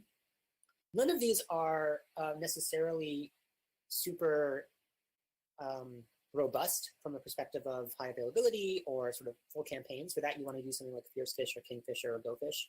Again, open source frameworks that allow you to run your own phishing campaigns. So for example, if someone was asking, well, how do you make sure the email is getting through? These tools were written in the context of doing this kind of thing to your own employees. So if you want to, for example, run a phishing awareness training in a company, rather than using something like SET, you would use something like GoFish. And the idea being is that as your employees are at their office day jobs, they're getting email. One of those emails might be from you, and you'll actually see, who clicked, who opened it, and so on and so forth. So this is sort of like a dashboard for that. Yeah. Can you talk about option for setting up remote C2 service? So a live operation, you just use a burner. I still have a half hour. I thought it ended at 4. This was supposed to be 1.5 hours long, right? Maybe, okay, if I have a little longer, I'll go a little longer. Maybe we'll go into Q&A because that's sort of what's happening already. So yeah, I can stick around for 20 minutes though. David says use GoFish for security awareness training. Yeah, metrics and reportings are nice. 4:30 according to schedule. Okay, we asked for 90 minutes, but if we got 2 hours, that's great. So, okay, so for a live operation, you just use a burner device to set this all up on a bulletproof server. I want to be cautious and not tell you exactly how to do this because it sort of depends on what you are doing, right? If you, like in the Elliot example, right? Elliot could have done this from, a simple, DigitalOcean $5 a month droplet for 2 minutes, right? Doesn't particularly matter. What does matter is that the victim can get to your website, right? We're using here local VM so that I'm not creating something on the public internet. But if I wanted to make this publicly available, let's say I want to make a website that isn't a phishing website publicly available. So let's go back to, let's close this out, right? Close this out. We have hope.net. This website, so this website's still around, right? So let's go ahead and make this website. Now we have, right, where are we? This port 1000. Great, so it's a website again. And now we can quit Evil2Nets for a second and go to my, where are we here? So we can go now to, we can ngrok this to that. This will work actually across these. Right, we can ngrok there to port 8000. This should actually be HTTP. I want 1000 like this. Okay, there we go. And now, if we find that URL, right, is that going to work? Here we go. Right, now that's the whole website. So now this is actually running on my VM inside. Yeah, well. And inside the VM, right, to that. And now you all are hitting it. Right, so now so that's an easy way to make a public website, right, in that sense. You could certainly use something like this. You don't have to make it necessarily on the public internet, but it's now available, right, to the internet through the magic of ngrok routing. Does that make sense? Whoever was asking that question? Yeah. I don't know if I want to say don't do crimes. I'd rather say, be gay, do crimes, but.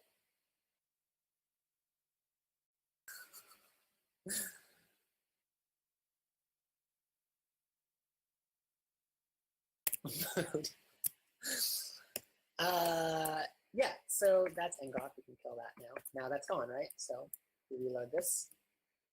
No longer this. The website still does, right? It's still available here, but it's locally. So you just got to find some way to make it public.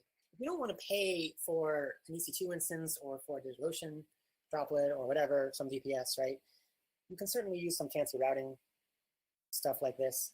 I know that some websites, I think Facebook does this. I think Facebook actually looks for common domains like that when they have JavaScript that they are hosting in their pages, that if you are on an ngrok.io like domain, it won't actually send credentials in the login field.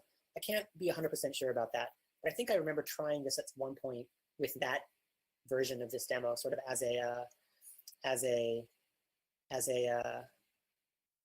ngrok thing, and it didn't work for that reason.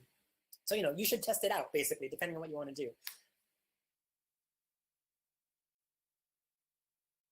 Yeah, Ingoswan says you can also poke a hole in your home router. That works as well.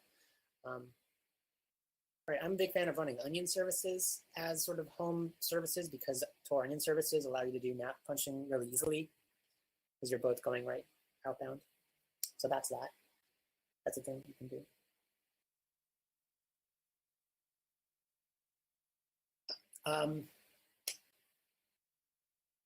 Yeah, so this is, I mean, this is a Tech Learning Collective workshop. So for what it's worth, right? If you want to see this again with a little bit less, maybe less people, right? This is this workshop effectively. Oh, well, yeah. So the first half is I mean, if you look at the shared notes, I believe, yeah, you can go to, oh no, it's not really there.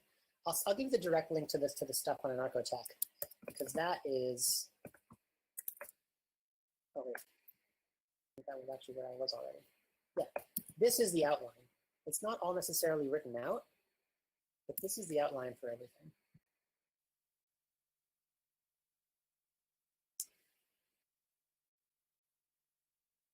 Scroll down just a little bit. We'll see, but this is what's all there. So what did we talk about? Let's go over this. Maybe we missed something.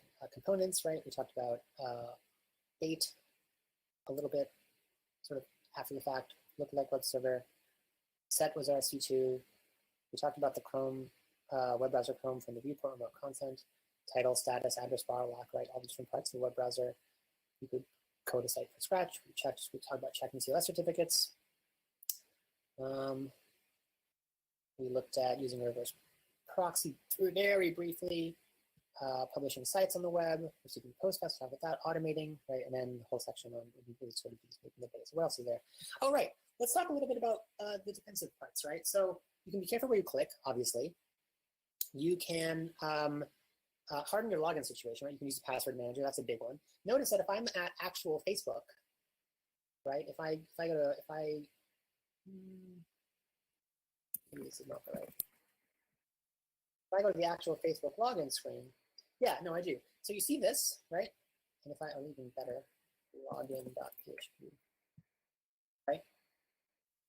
So this is real Facebook, whereas, now let's just go ahead and recreate this part, right? So again, what do we do? 1, 2, 3, 2.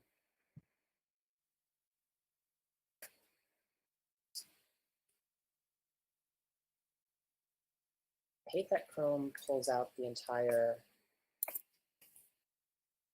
HTTP part. I just want that. 1, 2, 3, 2 at facebook.com.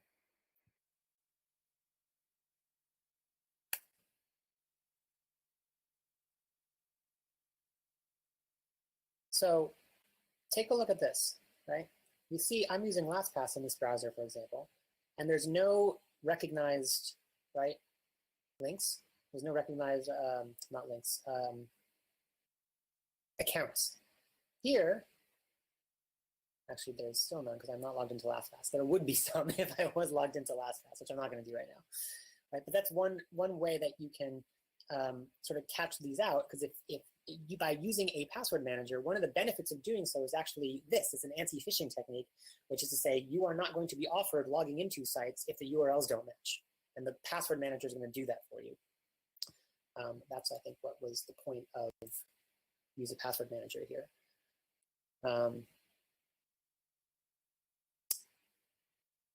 So Yeah, it's a little hard to do this it's a little easier in person. But thanks, iPocket, for saying so. So one, because I don't have as much feedback with y'all. It's definitely hard. And again, I was sort of expecting to have a helper from home, and I don't know what happened to that person at all. But anyway, so anyway, the point is, right, if you use a password manager, then you end up sort of delegating the job of checking the URL, right, to the password manager. And it's going to check for you where you are. And if you have accounts associated with that login, it's going to show you that you do. And if you don't, then it's not going to show you that you do, which is a very big help when you end up, you know, A, having a lot of accounts, and B, you know, it's just less for you to do, right? So that's nice. Use that one. The other thing under looks like the discussion here, right? Use a hardware U2F conformant security key. So are we familiar with sort of FIDO U2F? Do people know about how this works? Right. So these sort of hardware tokens, which blocking JavaScript. Oh my God, this is how I browse the web, folks. Everything's just broken. Everything is JavaScript these days.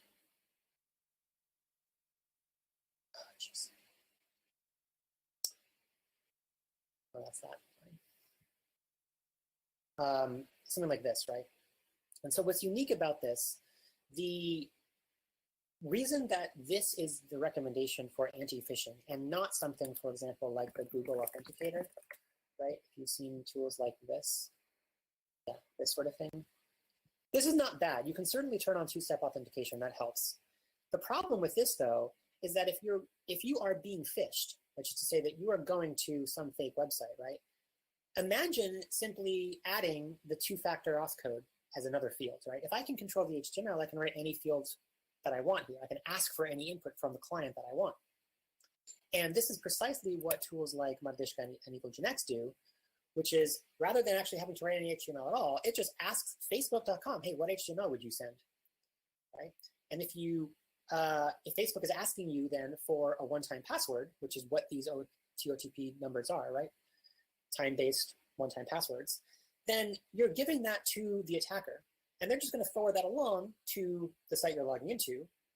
When the site you're logging into says, yeah, that's the right password, it's going to send you back what? A login cookie, right? And now that login cookie represents you on the site, and boom, the attacker still can log in as you. So this doesn't really, this is like, you should think of this as a literal one-time password, a password that you use in addition to your normal password that changes with every login.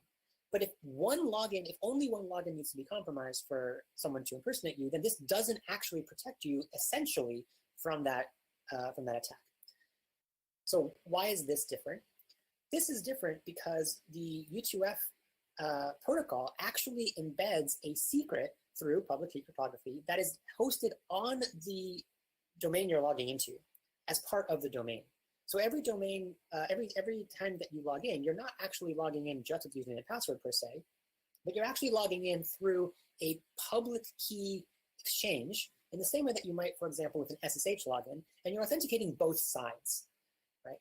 And so that isn't going to be known, right, by the phisher in the middle, and so they're not going to have that information to send through to the website. That's really important. So this is really the only anti-phishing sort of hardware token that you can use. The other option is something called Secure Quick Reliable Login, SQRL.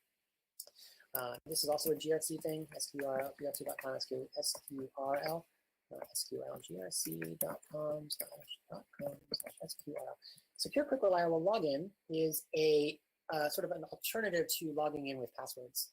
And it uses that same principle of hashing basically the domain name as part of the secret for where you're going. So you actually generate a private key with your SQRL login tool. There are browser extensions for this. There's a Windows native client for this. There's clients that run under Wine. There's an Android and iOS app that do this as well. And the idea with this is that with your private key, which is a Dan Bernstein EC, right, elliptic curve version. We're not talking RSA. We're talking about the ED25519 crypto system. You then generate a per site public key that identifies you to the site. And again, this is not 100%. This is not as strong as the U2F stuff, but it's good because you never use passwords again. And importantly, the site can do sort of like, where's the IP phishing? Where's the phishing things on this stuff? Can do checks to see who's actually coming to the website based on an IP address. So there's something called a same IP check in this case.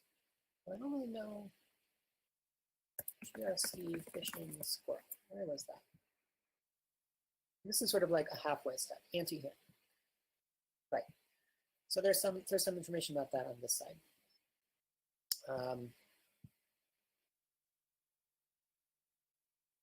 So that's another technology that I didn't maybe explain as well as I should have.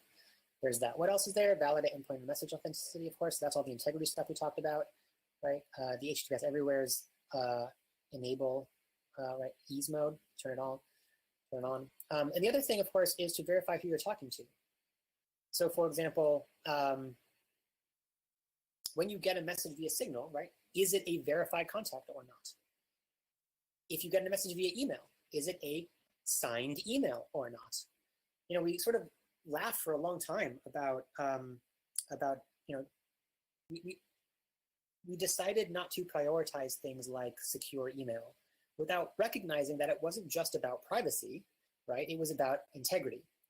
If we had widespread deployment of easy to use, signable email, right? Not this whole DKIM, DMARC, SPF stuff where it's the sort of server side, but actually the endpoints, then you would have a huge defense, or at least a better defense against phishing, because phishers couldn't sign emails from people they were trying to impersonate.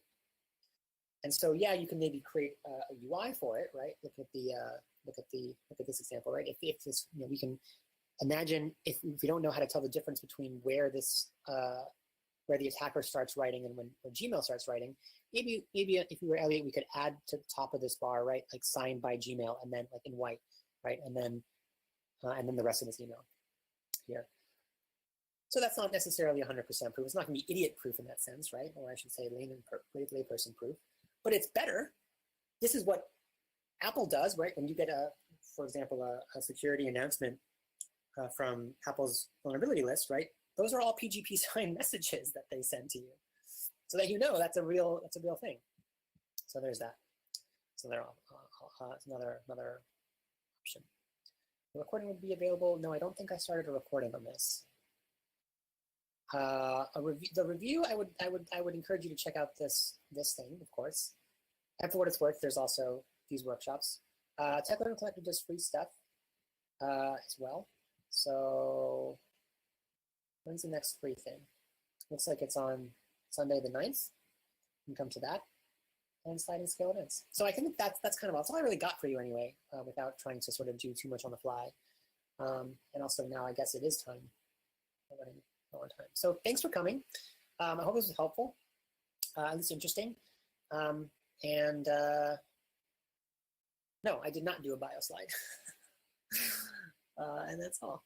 I'm an anonymous teacher, definitely. You should just think of me as the rep for TLC. I think next in hope we're doing password cracking. Are we doing password cracking? Yeah. Cool. Thanks so much for coming again.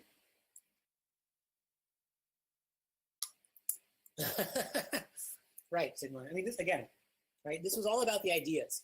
So the tools really don't matter as much as the ideas. If you can understand what a website is, you really get that a website is just a bunch of files in a folder. You really get that a domain name, right, is really just an IP address with a name associated to it. It depends on who's answering that domain query. If you really get that security is not about, you know, having a lock icon, but having, for example, integrity and confidentiality and availability all sort of cryptographically assured for you, then you have a very different approach to all the tools that you're going to be using. Because you're not worried about what button do I press. You're going to be thinking about what do I actually do, right? How do I actually employ this to undermine or to strengthen one of these properties? I guess so. I mean, I actually, so PH says, are the Hope workshops now open registration? I'm not sure. We originally did ask for a limit because the intention here was to have there be a much smaller discussion about it, but that clearly didn't happen. So I don't know what's going on. Oops. So I don't know. I don't know what's changed in that respect. I don't know who I was supposed to be helped by. We would, they told me there's going to be someone around, but it's not there. Yeah. So I don't know.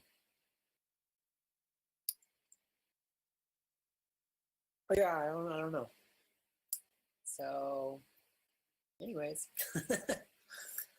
that's what I got. I'm gonna go get some breakfast, y'all. But yeah, thanks for coming. Thanks for hanging out. Thanks for your participation. And what do I have to say? Right.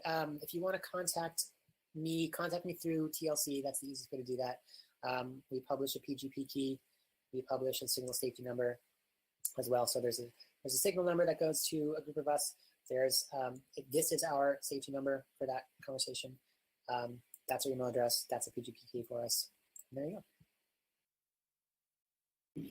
My name is Tech Learning Collective Instructor.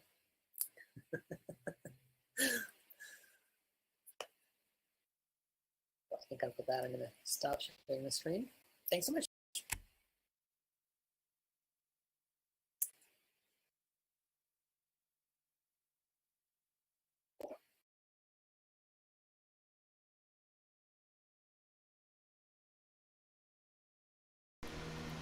And that was that talk. I'm going to try to turn this fan off here. My biggest fan.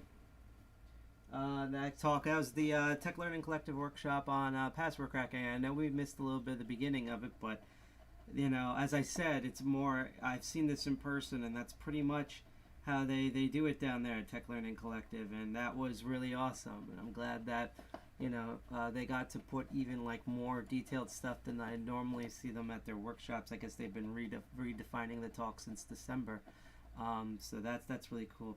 Before we get into what Root Village is going to say, and I'm just loading up a piece of social media here in a minute. If you ever see me looking down or whatever, that's because I'm multitasking with multiple Hope stuff between devices. What we're going to do is we're going to check the, I'm going to show you something cool, and then we're going to check out the whole folding at home thing that Roots Village is doing. And then we're going to hopefully check in with G.I. Jack and see if he has the radio setup going. I'm actually going to ask him that as we load up the whole folding at home thing. We might actually have to interrupt it just for that. But something I do want to show off here, I'm going to take off Hope Capture and put on Display Capture. By the way, real quick, I put the URL in here. This is the Anarcho-Tech stuff that the Tech Learning Collective uses for their workshops. This has all the stuff for the phishing workshop that you just saw on our live stream. And if you are on Twitch, you can actually click on our GitHub, and just like yesterday, it takes it directly to the Anarcho-Tech NYC repo, and you can find even more workshop materials like this. But provided that this will actually work, I want to try this. So let's attempt to do this.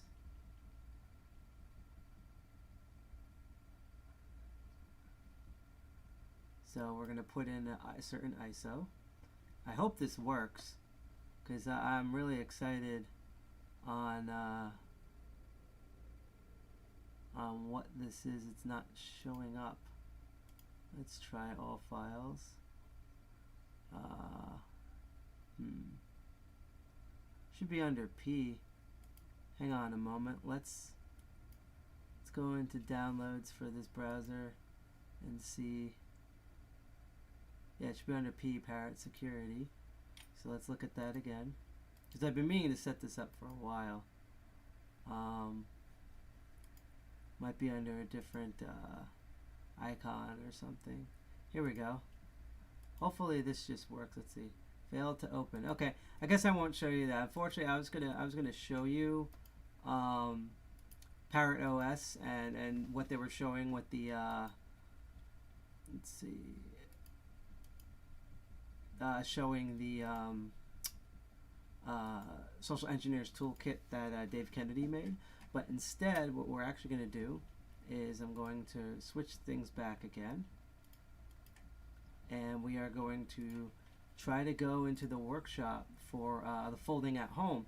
And as I put the link in here, let's see.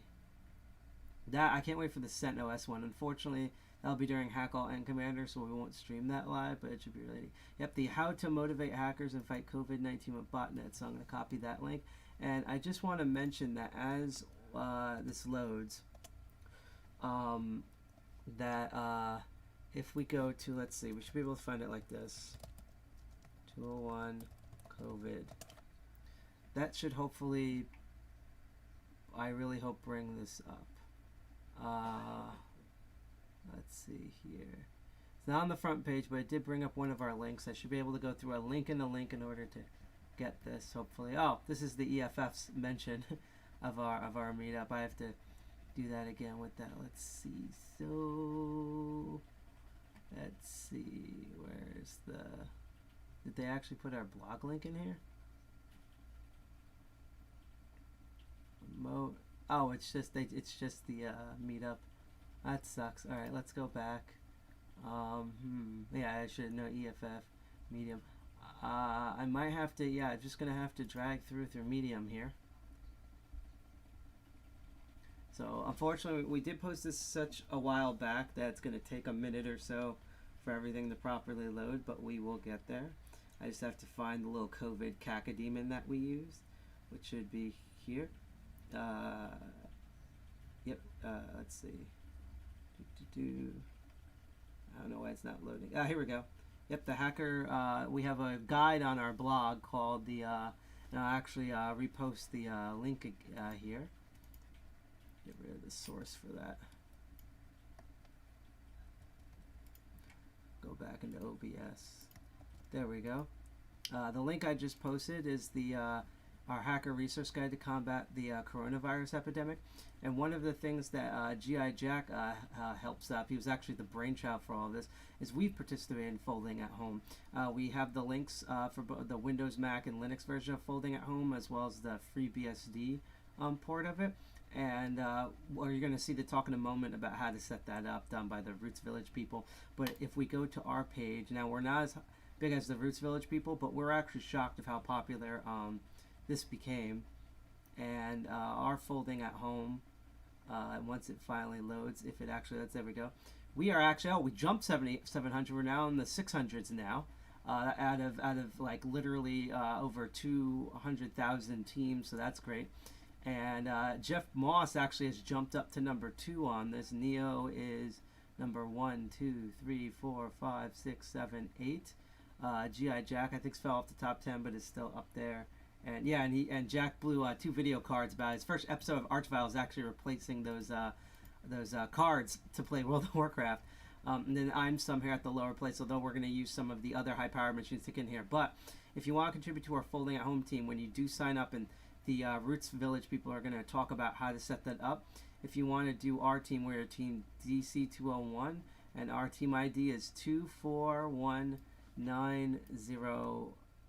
Sorry, 960. 241-960. I'm going to go back to OBS and put Folding at Home Team DC201. Oh, wow, that is a big space that was artificially put in there. There we go. That's also what she said. So yeah, I just posted in chat our team there. We're probably going to also repost that into the little the workshop that's going to happen. So without further ado, let's check out this workshop from our other hacker friends at the Roots team. Oh, I just joined the wrong link again. Let's see here. It should be this. Unless they're all using the same links, they shouldn't.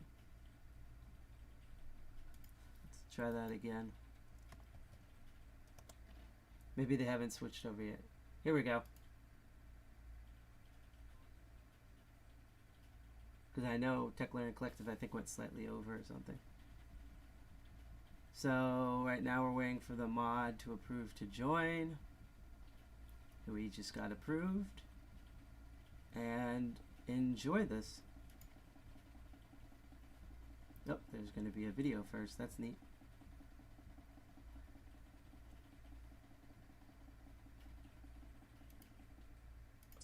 Happen, but this is fun, let's join in.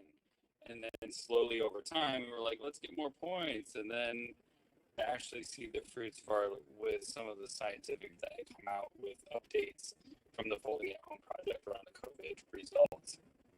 Man, he is digitized to F. And disappeared.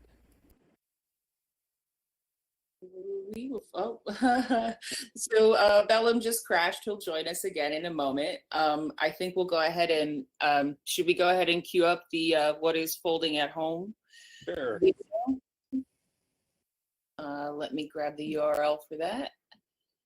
We'll get that shared.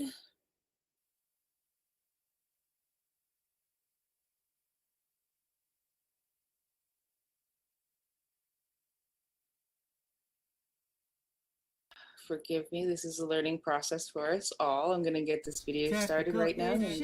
Technical issues, it wouldn't be a Hope conference without some. Folding at Home is a distributed computing project aimed to help scientists develop new therapeutics to a variety of diseases by the means of simulating protein dynamics. This includes the process of protein folding and the movements of proteins, and is reliant on the simulations run on volunteers' personal computers.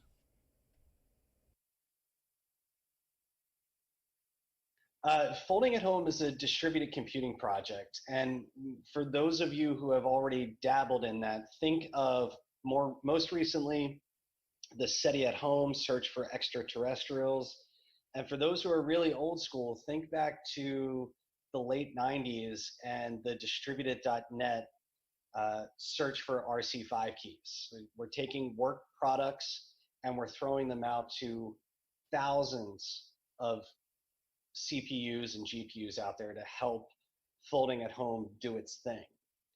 They are helping scientists model proteins in a variety of ways, simulating this protein dynamics, how the protein folds itself and configures itself, all in order to find new therapeutics, new pathways. And one of the things that we're doing here is attacking COVID-19 to lend our CPU and GPU to that battle. But Folding at Home is doing stuff like Alzheimer's research, cancer research, and a whole bunch of other things to help humanity. So the process of folding proteins and the movement of proteins is all to find this attack angle, to model this thing in 3D and find a way for a therapeutic to get in there. And it's all reliant on having this massive amount of CPU and GPU to do this 3D math so the researchers can find this new attack vector.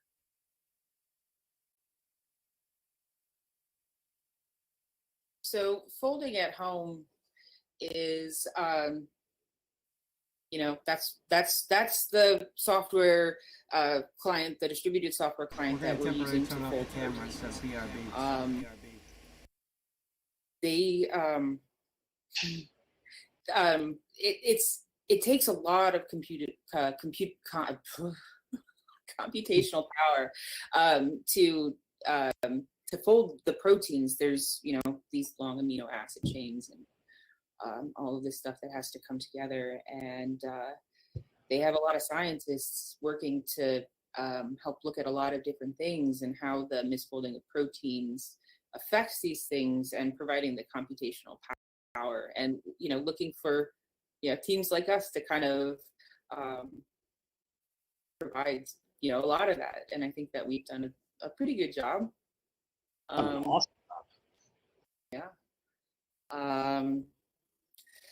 Home is a really they're sciencing a lot of shit, for lack of a better way to put it.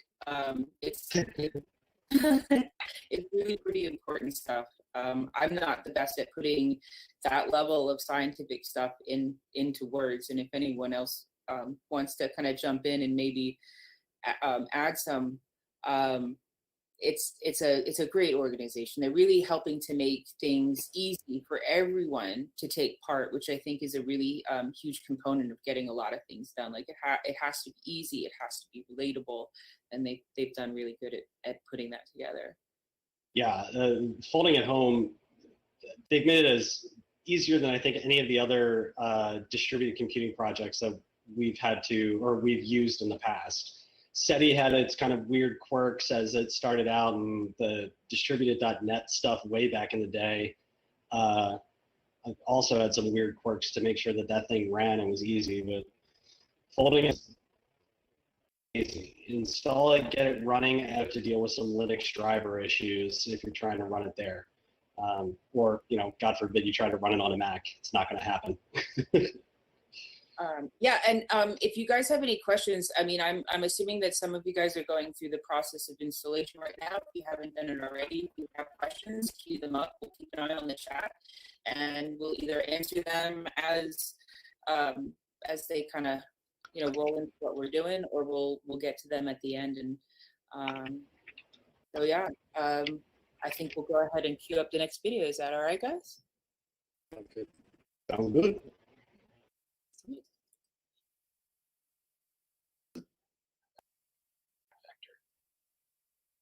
Distributed computing is a field of computer science that studies distributed systems.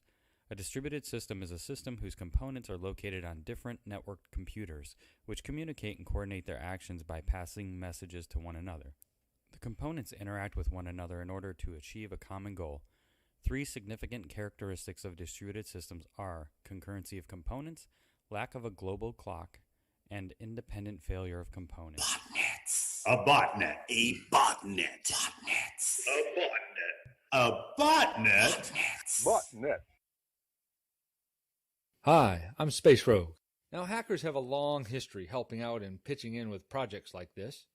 Way back in the 1990s, I ran a distributed computing team for a group I was involved with known as Loft Heavy Industries. That group was attempting to crack the RC5 encryption cipher through distributed.net. Like the Root Folds team, the Loft RC5 team rose from nothing to the top of the charts in a very short time, with the help of thousands of hackers from around the world devoting their spare CPU cycles to the cause. The difference between the old Loft RC5 team and the new Root Folds team is we might actually save some lives this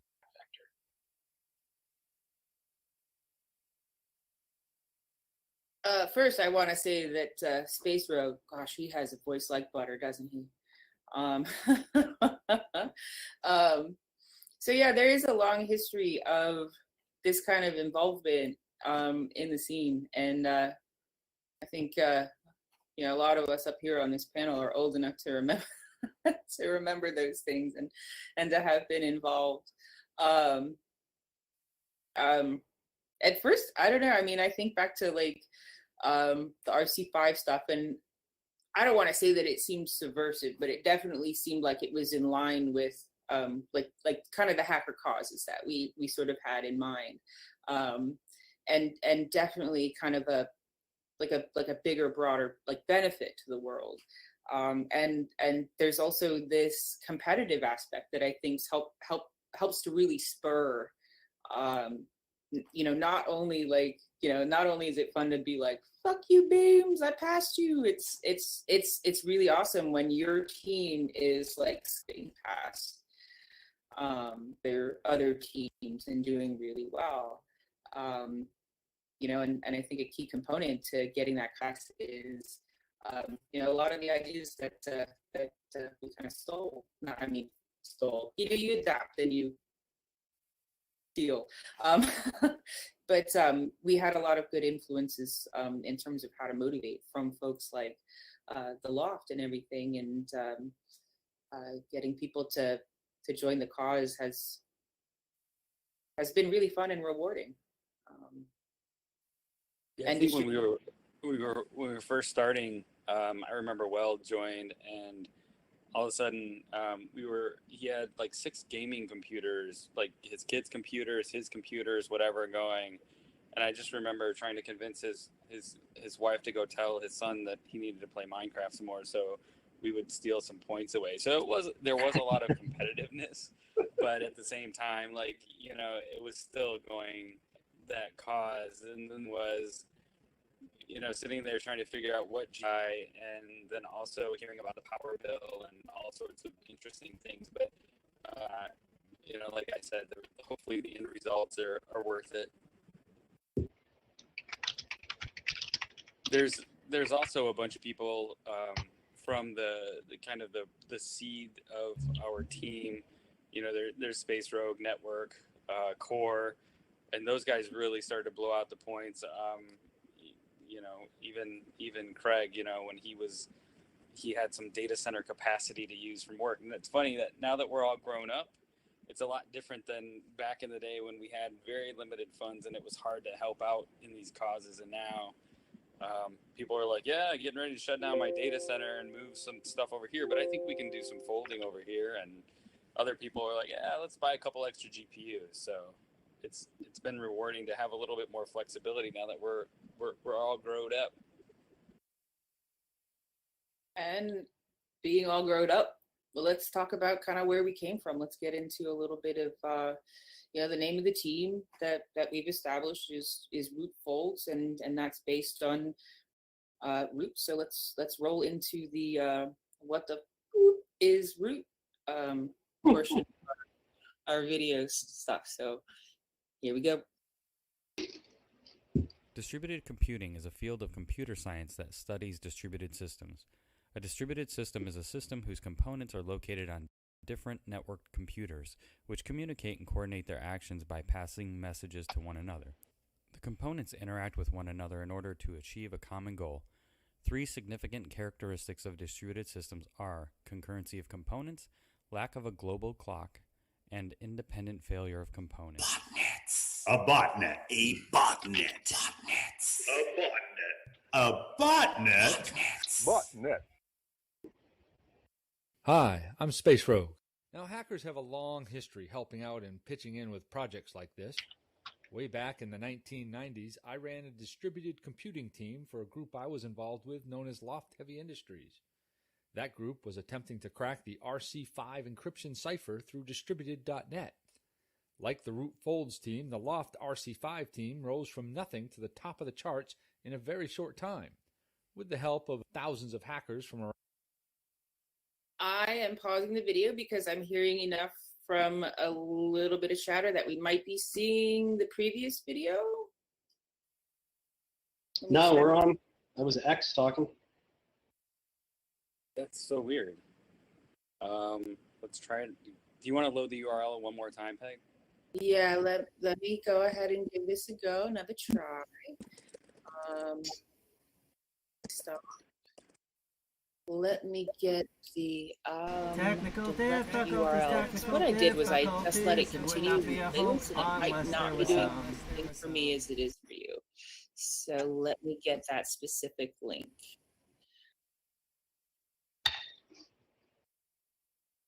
Here we go.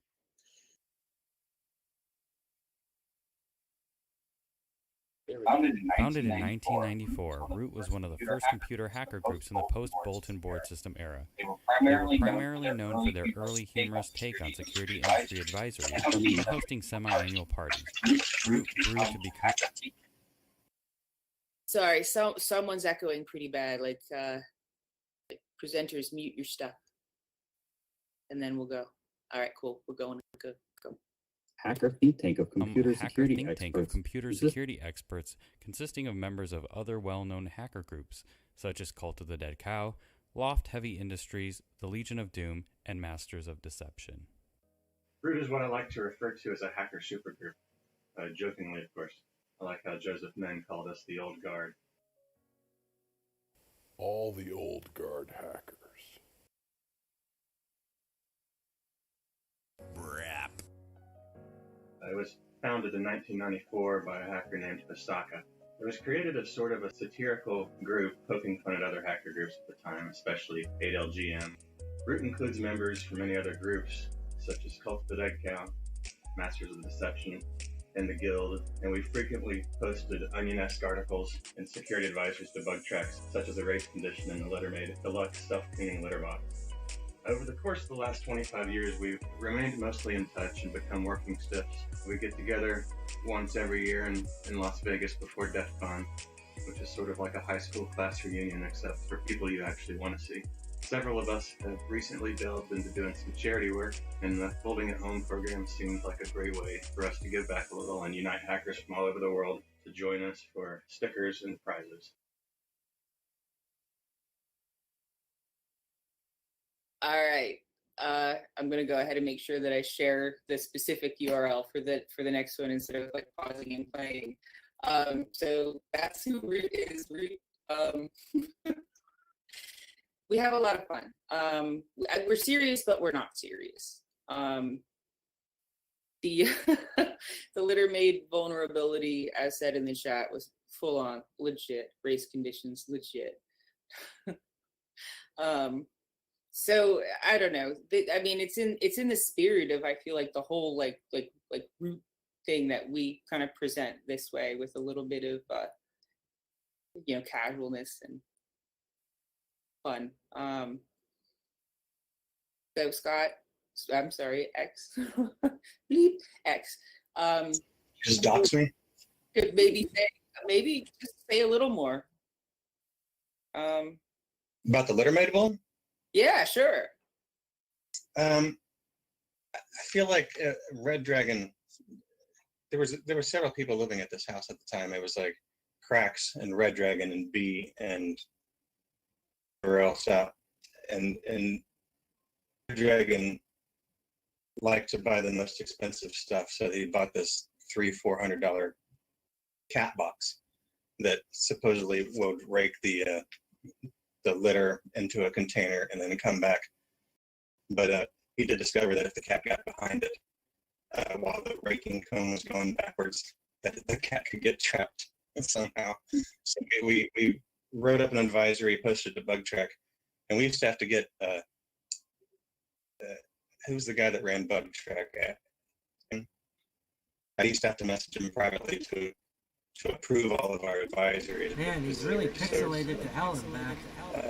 Fun one. There was several other ones, not as good though. That was probably one.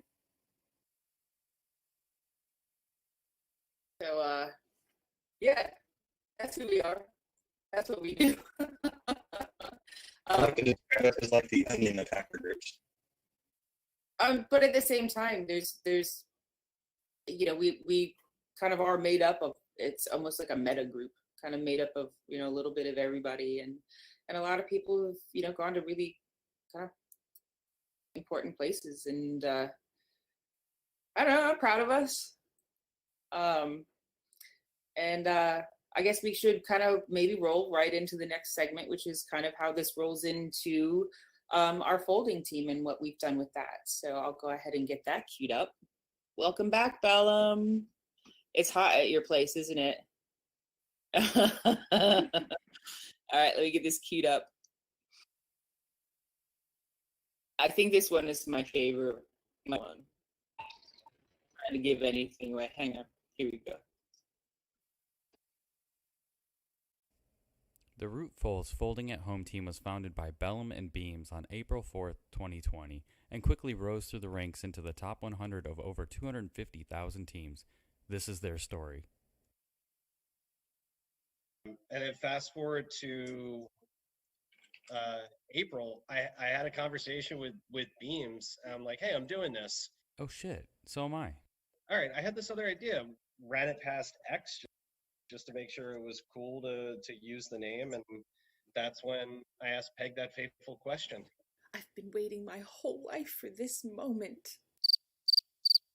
Will you make me a sticker? All right, I don't know what folding is, but sure.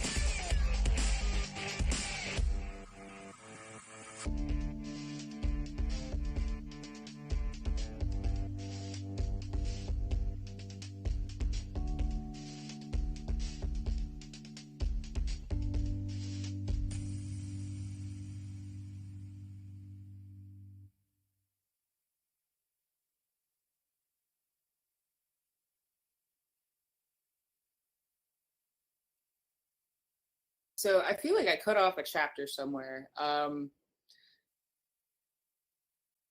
no, I think it's in the next one.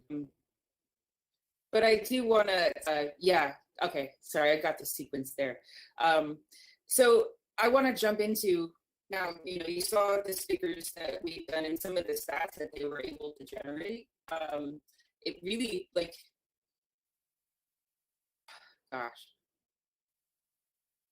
Beams Bell help me out here. I mean, so we're talking about that day and it was like here, can we do this? You made a sticker and then suddenly like we had done a thing and we had a team and the team was just going. Yeah, and Weld had done some stats. I think it. So first off, just to get into some of the technical aspects of it, I don't know if we cover this later, but we figured out that GPUs, graphics cards, obviously have a bit more of a bonus because they can do a lot of work. But then at the same time, there's people who had tons of CPU lying around, not doing anything. And you don't have to be somebody with some massive compute farm. I mean, the whole point of this effort was really to encourage other people to join in and be a part of the team. It's obviously it's fun for our team to kind of race to the top and add more points here and there. But at the same time, every little contribution helps. And what was cool is that through I think the four of us and then even more like, core network, other friends of ours, putting other people, I think we started to rise through the ranks and we never really expected to see ourselves passing Google and all of these other teams. And so that was super fun to see that like we went from like team, like, I don't know, 100,000 something and went quickly up. So I was pretty impressed with that. Yeah, it was kind of fun to jump.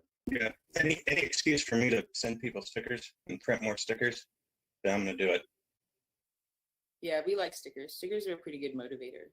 And I can't say, I have to say though, I think like the artwork that you did, Peg, kind of pulled a lot of it together because it was cool for people. And, Scott and Peg, you guys were tweeting out from the Root Owns Twitter account. And all of a sudden people were like, yeah, send me some stickers. I'll join the team. And we started to see these points increase. The competitive of it, I have to say, helped encourage the growth. Again, I think what are we, I don't know where we are now on the charts. And I know, sometimes Weld went through some periods where he was like upgrading power. Network was doing the same thing at his house. So sometimes our points dipped a little bit. Sometimes our botnets kind of stopped performing as well as they should have, but overall we were, collectively doing pretty well. This is how well we're doing. When I did my final edit of the video this morning, we were at number 75 and now we're at number 72. Boom. Oh, wow. 72. That's pretty intense. Yeah, winning is fun. It's always good to know that you're working on something that's for the greater good, but when you can quantify it and really see that it's taking off, that's really, really super, super special. Yeah. And to be a part of a botnet, like to actually be a part of a botnet, that's awesome. Willingly. Consensually, part of a botnet.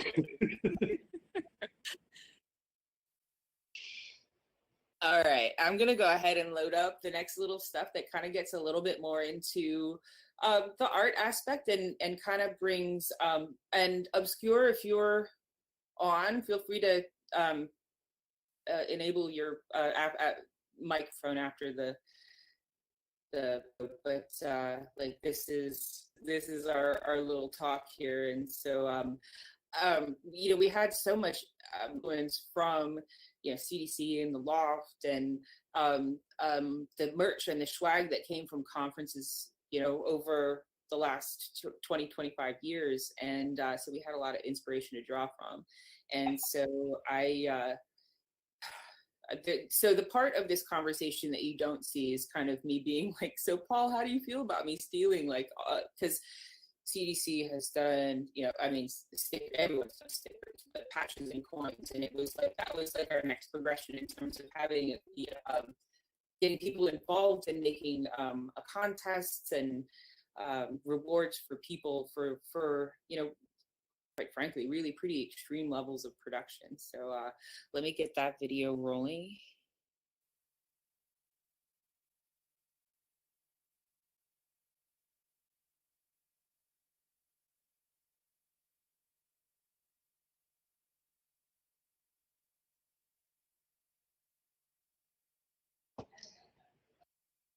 So I had this like idea, like, all right, it's good enough.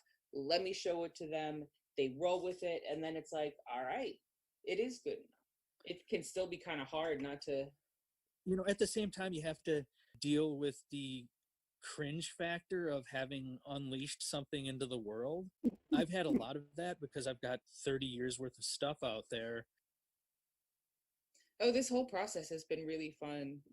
There's a lot of artistic inspiration that has come before me that has helped, like, one, set the bar for what things need to be at, and it's a pretty high bar, and to help make it fun and pretty. I like things being pretty. It's something that's like a big part of my life. So having a fun reason to create things and really awesome inspiration to draw from is really, really amazing. Oh yeah, I think in the future I'm just gonna move my video to the chat. And the energy flowing to just keep more things coming. Half of the fun is finishing one thing so that you can start on the next thing.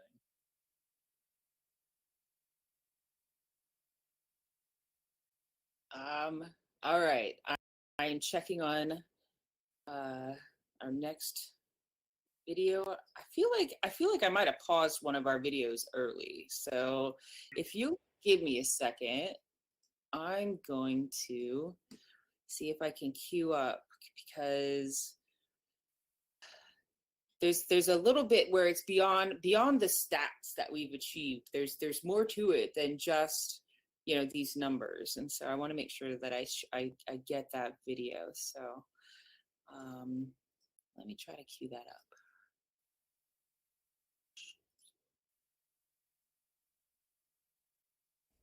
All right, something went wrong there. I'm gonna go ahead and queue up the next one, which is what to expect when you're folding, because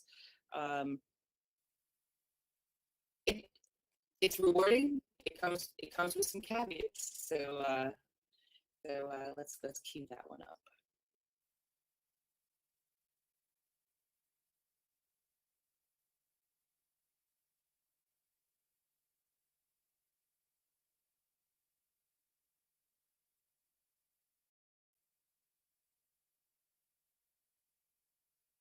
My ears became attuned to the fan noises when I woke up. Like, I'd have my first cup of coffee and I would just listen to the room to make sure everything was still up and running. It's like the hum of a submarine.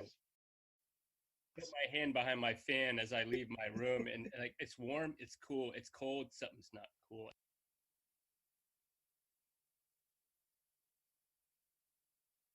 I'd like to add another Tesla GPU on.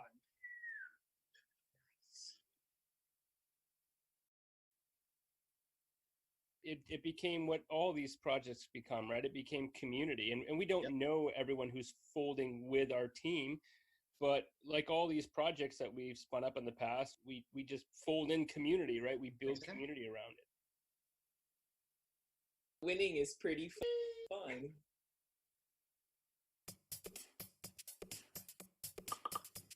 All right.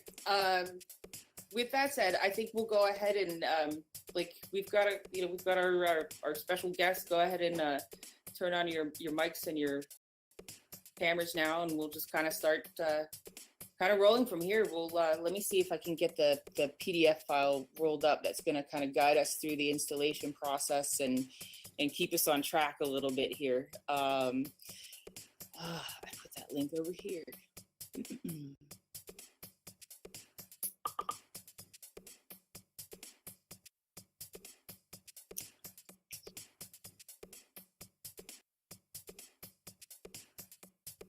it wants me to, oh, okay. All right, what I'm gonna do is I'm gonna load the presentation where I can see it and guide things from there, because right now it wants me to upload a PDF, and I thought that it would link to a shared PDF the same way that it was linking to the video URLs. So at this point, should I pull up the graphic with the download URL information? Is there anyone that needs to know the download URL? Should I dump it into the chat? All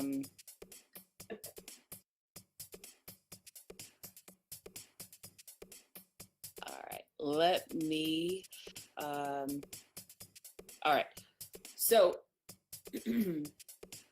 I want to wrap back up to a part where I think I might have like missed out on the ending of a chapter of a video. It's in the full video. We'll make the full video and the various chapters available once the meeting is over. But what got left off is there was a period of time where I think a lot of us were kind of obsessing over COVID statistics. And being able to focus on this versus COVID statistics, like we felt like we were doing something, and it gave us something to focus on and to concentrate on. And guys, chime in a little bit. Let me get the PDF loaded up so that I can get let's talk a little bit about the of it. We'll get the download stuff once I get that graphic loaded, and I'll get that in a second. But hey, Peg, I think the video keeps looping for people. Yeah, it's not stopping. Here, let me go ahead. Oh, here we go. Is that? Yeah. All right. Apologies for that. Let me get our PDF loaded, but for now, you guys go ahead and let's talk about the origins of everything. So there was this one thing in late February where I think all of us were just obsessing over these new dashboards that had come out from Hopkins and a few other places that were like piling all this data together for COVID. And it was just like this massive obsession, something that was incredibly negative. And then we started doing this. And we found a positive outlet for all of that energy, a positive way of kind of redirecting our something that we were contributing to something that was good, something that was fighting COVID, even though we're so early in the detection process for what this thing is going to be. But it's just a positive thing, and I'm on board and just up the charts. To your right, the beginning of 2020 sucked, and lockdown was rough on everybody. And at the beginning, this really was about doing anything to no matter how small, to feel like you were contributing to right. Even if in the end, what we're doing is helping people chase down dead ends and helping folks fail fast, right? It was still something that we could do. But then it started to change, right? It started to get kind of fun. And you started to see, folks hanging out virtually that haven't talked in 20 years, right? And applying skills together in ways that we'd probably only ever done at DEFCON drunk or something, right? It really was kind of unique in terms of kind of how it's, at the beginning it was kind of about survival, it was a coping mechanism, and now it's become something much more, I think. That's an awesome way of putting it. The distraction was amazing in the beginning, and you're right, it was absolutely a coping mechanism. Sharing screenshots and the URLs of that John Hopkins thing, which is so hyper-focused on how bad the world is right now, and this just brought a tiny little shine of positivity. And then you pile on all the awesome geekiness on top of it, how you were tweaking and tuning and making this thing absolutely burr And then at the same time, you've got this creative kind of art support vein happening, right? In vein with the color. You've got the competition happening, but it's friendly competition, and it's supported by this art that's coming up in very right. It got really fun in a way that was very unexpectedly rewarding. So absolutely. Out to you, Peg. All right, so root folds. Can you guys see the graphic here? There's well, yep. I'm not sure. Okay, cool. So you see the PPD rising, little guy on the toilet. Yep. That's kind of all of us at a point where it's like you wake up first morning or during a lunch break at work, and you're like, "What's the standings?" And that's why you want to fold. That's why you want to join our team, because we're winning. We're doing really good. And so I'm gonna get into let's see, let me pass what this is kind of all right, here we go. How to fold at home. Download your client, create your new username and passkey, and join a team, or if it's our team. I want to stress the importance of the creating a passkey process. So we've got installation videos for all three of the operating systems that the client is available for. In terms of the passkey process, the video that we've got for the Mac client is the one that kind of shows the passkey process. It's not a big deal. Basically, you just send them your email address and the username you want to use, and they send you a hexadecimal string that you paste in. The presentation that we're using, it has some example credentials. We're always going to use our team number because duh. And the credentials that I'm using for a passkey and a user in those videos is a user called Shitty Folding Rigs. It's kind of made up of the kind of the crappiest computers of some of us. We dedicate one crappy computer to that team. So if you have a crappy folding rig and you want to fold, like for that, feel free to copy the credentials that we've got here. To download whichever operating system you're using, you're going to go to foldingathome/start folding. It'll pop up something with it should prompt you with the appropriate operating system for you to download the client. If you're downloading for Linux, it's going to offer you 3 different components to download. For Mac and Windows, it's going to bundle those all into a single thing. There is sort of the backend client itself. There's the FAH control, and there's the FAH viewer. The control to me is the most useful component, besides the kind of the command line stuff that does all the backend stuff. But if you haven't already started downloading your client, this is where you'd go to do it. There's installation guides there. I think that our target demographic here is a pretty smart one. So we can probably roll into, there's the shitty folding rigs information. I know it's kind of hard to copy down a big passkey like that. I can copy it from my email and put it into the chat window at a point if people are interested, because I know people are interested.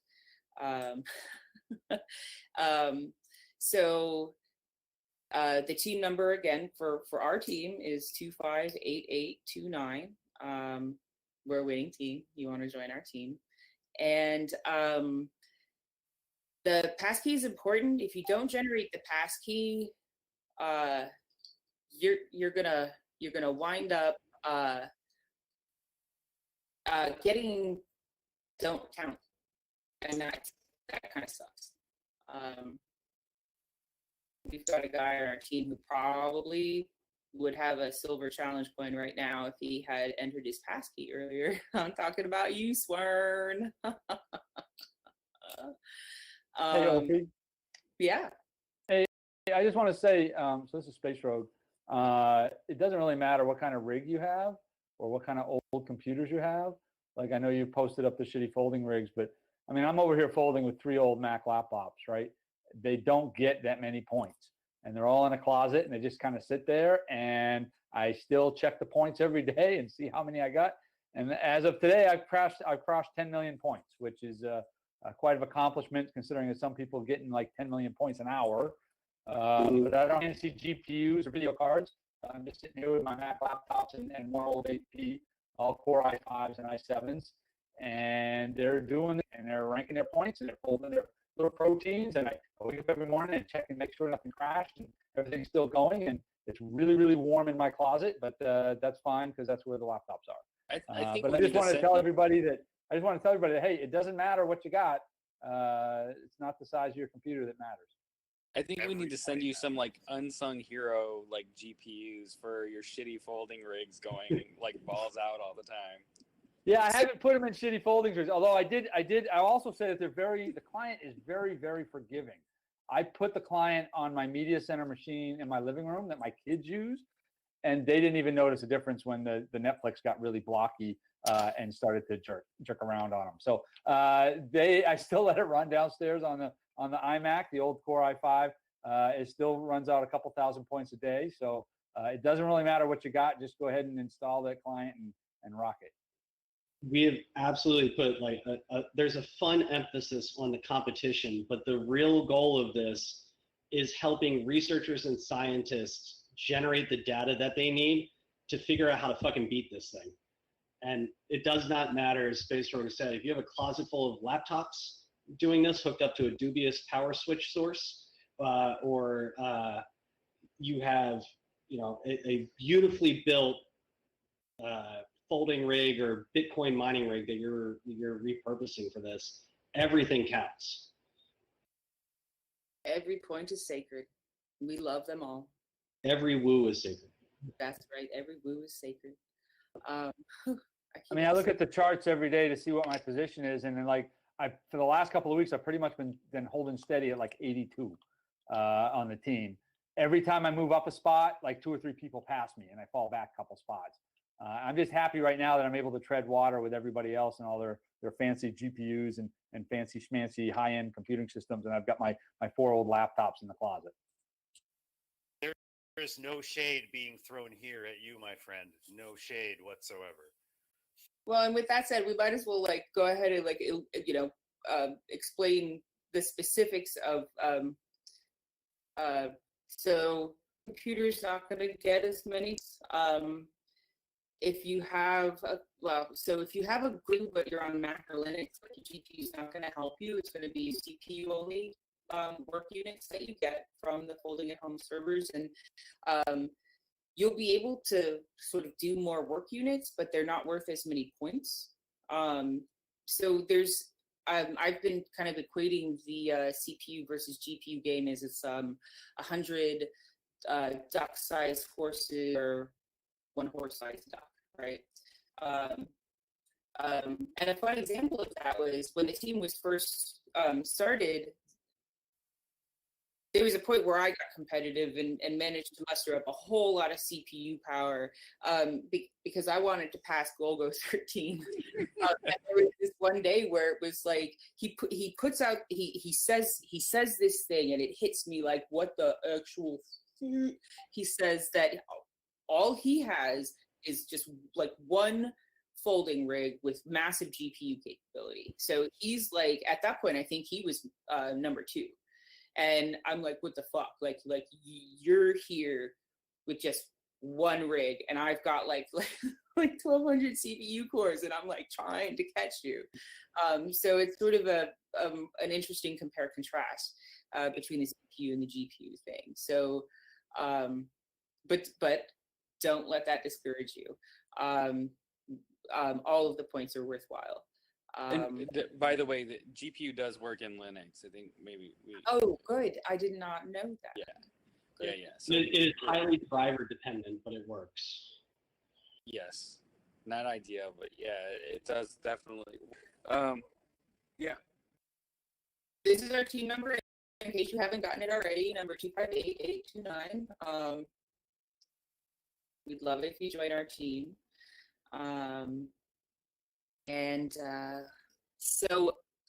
Surprise stickers. How do you get stickers? Yeah, I guess I was supposed to finish this slide. Watch our Twitter account. Watch the Root Owns Twitter account, and we'll make sure that everyone gets the instructions as to how to get the awesome stickers, the 4 folding stickers that you saw when we did that little montage there. I don't know. Yeah, and I'll start a new contest tomorrow for new folders, and it'll be some kind of giant prize pack that'll include this book with all the CDC guys, including Mitch, who initially refused to sign it. Some of my personal CDC coin, the Root folding coin as well, and then probably a large collection of my sticker collection that I have, which is probably thousands. So yeah, mine's up there. Otherwise, I'd show them. I can't really stand up. But I just want to reiterate what X was just saying is there's going to be another specific contest announced tomorrow for new folders that has like pretty awesome prizes, including the signed Joseph Men book, the coins, and stickers. So we'll make sure that everyone gets the information to get all of that. I guess we should probably touch on some of the aspects of the more detailed folding at home stuff.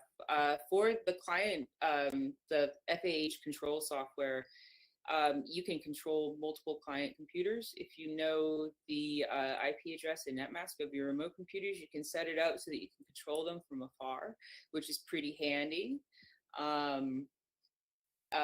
We've got a link that's actually kind of long, so I'm going to let that screen stay there for a moment. But I think that there's a lot of us who are controlling a bunch of our folding at home clients through this multi-client installation, which is it's saying multi-client installation. It's a phrase that I took from there. You don't have to install anything. You just have to configure to connect and the other client to receive the connections, and it allows you to pause or slow, medium, high, all of your various remote connections. It does require that you have a clear connection between one end and the other. So if you've got a firewall between or other sort of security devices that are controlling access, you might need some stuff that's beyond the scope of our conversation here to sort of punch holes through things. But it's a very useful component. Even if you just have I've got like 3 laptops in this room, and even just being able to control them from my desktop computer without opening them up is pretty handy. There is a command line only interface, which is sort of the basic installation. If you do the basic, I mentioned the 3 component installation on the Linux side of things, it sort of starts with the command line stuff. And it's pretty convenient if you're doing things through a remote shell to be able to do the things without a graphical user interface. There's some documentation available on the Folding at Home website. It's probably maybe not as extensive as it ought to be, but it gives you everything you need to get the kind of pause, go, slow, medium, high stuff, and the ability to potentially do that from interfaces. Troubleshooting. There, Folding at Home has some forums. There's I've seen discussion forums on Reddit and various places where there's more conversations happening. There's only, we have 4 minutes left in terms of an hour's time period. So there's only, so much more detail that we can get into in terms of the troubleshooting kind of things. But I haven't even had a chance to watch the chat for any questions. But I think that this kind of might be getting to, we're sort of coming to the end of, you know, the guided part of what we were doing, and just kind of going into, you know, if anyone has questions, dump them into our chat. And I don't know, everyone that's like presenting, like, I mean, we can just keep going.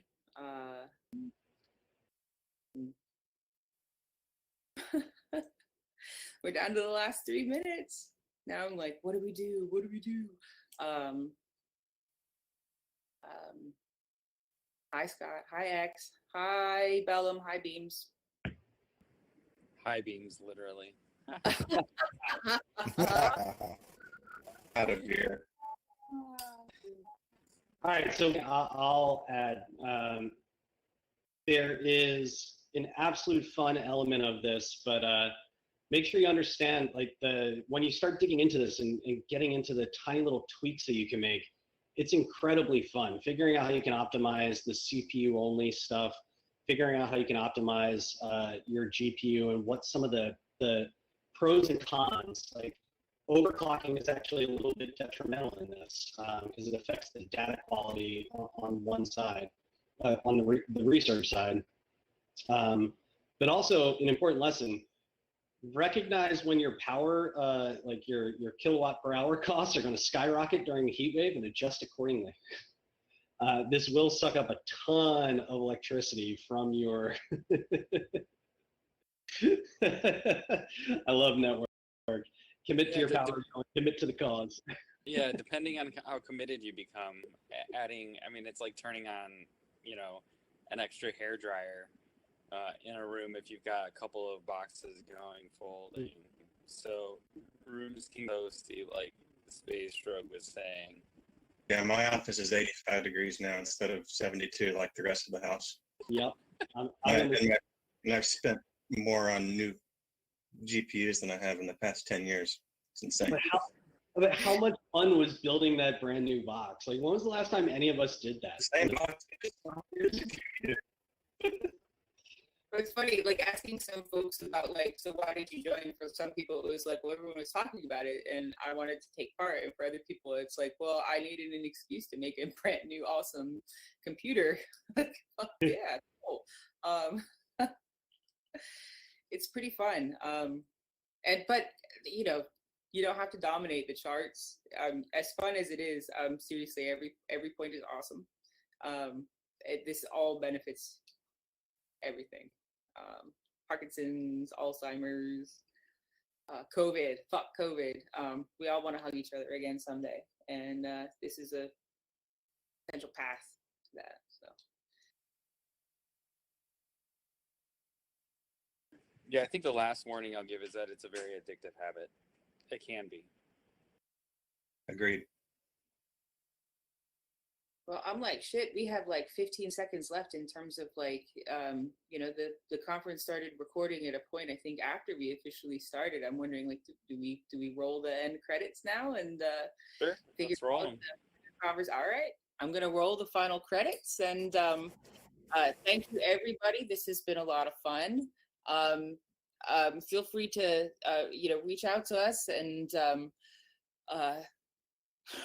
get more information. We'd love to have you join us. I keep making this thing zoom. All right, hang on. I got to get the credit video. It's pretty fun. Give me one moment.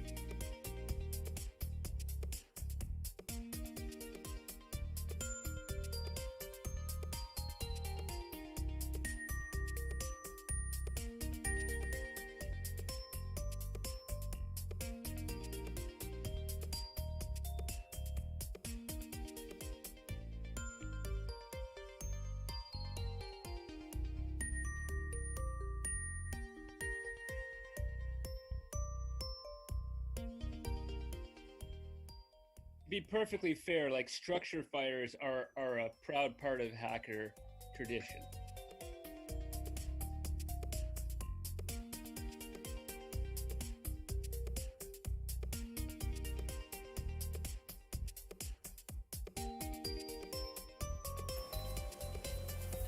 So that was fun.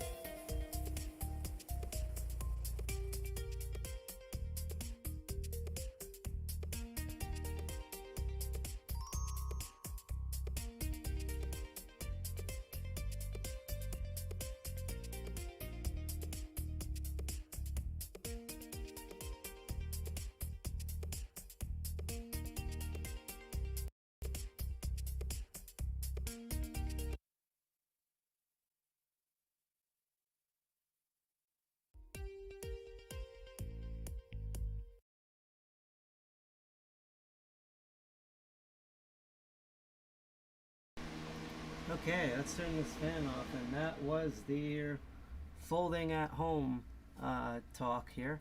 I'm going to move myself back down to a better position. Zoop. And yeah, no, that's something that a lot of different tech communities have been doing a lot, including our group at DEFCON 201. We're just happy. Previously, we were in the 700s, now we're in the 600s, although you may have seen some chat arguing in there, because I personally think that people take the whole, because as I said, it gets competitive and addicting way too seriously. Whether you join the Roots team or you join our team, which is featured right here, which I believe our number is 241960. I'm not mentioning their number because they've mentioned it over and over again during the stream, not because of any petty thing, but that it doesn't really matter what team you join. The key is that all of these tech teams, both the Roots team and our team, are all configured to fight COVID through folding at home. So just join a team. You don't have to have a monster machine. You can even run this as a background process. If you can't do GPU, you can also mine through. You can also do bot through GPU. I'm sorry, through CPU, which means it's less intensive. I have it running on different crappy machines that I have, and eventually I'm going to run it on this high-powered machine.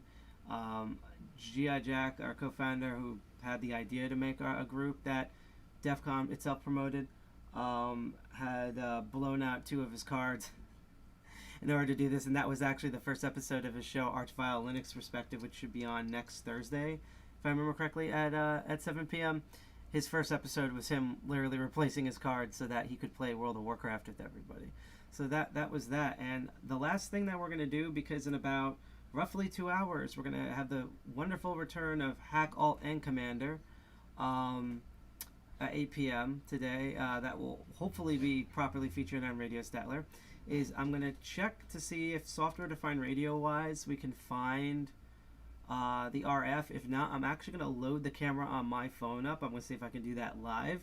And we'll head to the other co-founder and see what he has found, if anything has worked. So let's go back to here. I'm going to turn on the desktop audio, so it might be a little echoey, so I apologize for that. And they pointed towards these different band signals. Now we're going to try this one and see what comes up, if anything.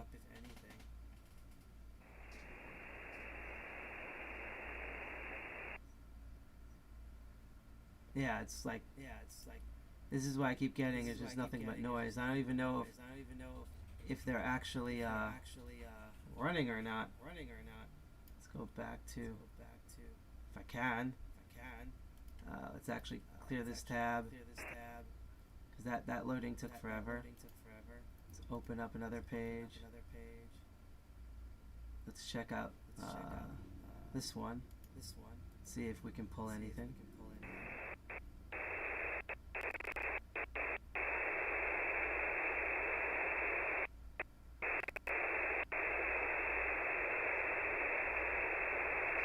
Yeah, with my limited knowledge here, I haven't been able to pull anything on their software-defined radio link. Let me try to put up my cam here, which would be very fascinating to do. So we're going to go into here, and let's reverse this here. Trying to remember. Oh, I have to go into the options for that. Let's see, camera. We're gonna do back facing, and then let's get. Oh, wrong button there. Let's keep the. Let's check to see what URL. Because I can't remember which folder the URLs are in. Maybe under device. No, it's under information. Here we go, information. All right. So we're going to attempt to add this. So it's going to look a little weird, by the way, just as a warning. And I'm going to put the video back down in its proper place. There we go. And we're going to add a browser element. So you're going to see a giant ugly pop up. I'm actually going to call this phone. And now we're going to put in this URL. So it is going to be. Oh, and I should turn off desktop audio. There we go. HP. There's no S. There's no S in here, so it's not HTTP S. I'm gonna type this number. If you hear any clacking, believe it or not, that's not me typing. That's Jack's keyboard that you can hear from space.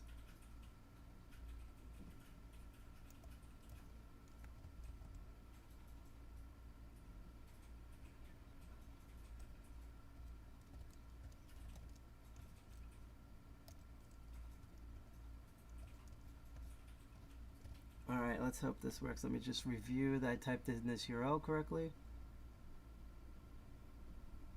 Which I didn't somehow. That's what I left out. This is how you know I need to eat something. There we go. Video.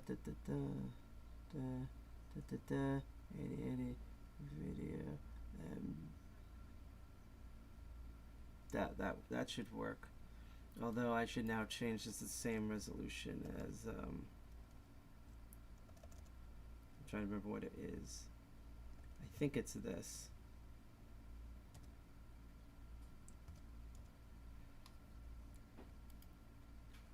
Yep, there we go. Except for some reason it didn't switch around here. So let's go back to the camera.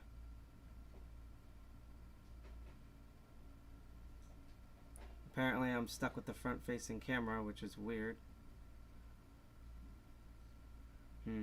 Let's solve this again.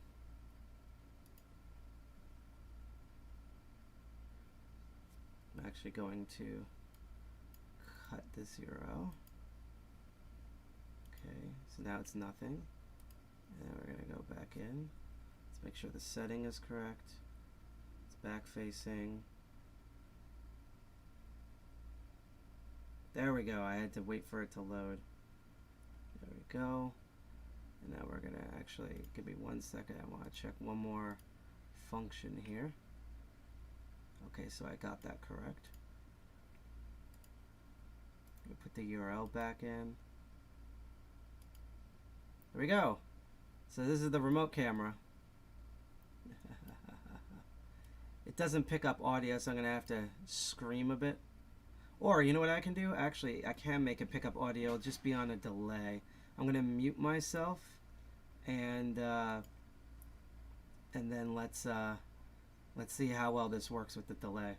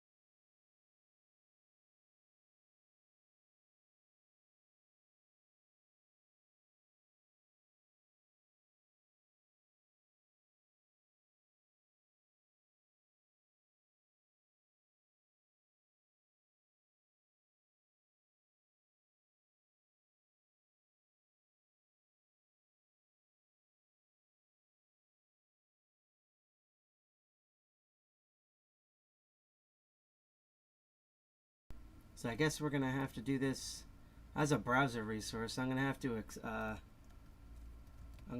to experiment why it's not working as a media resource here.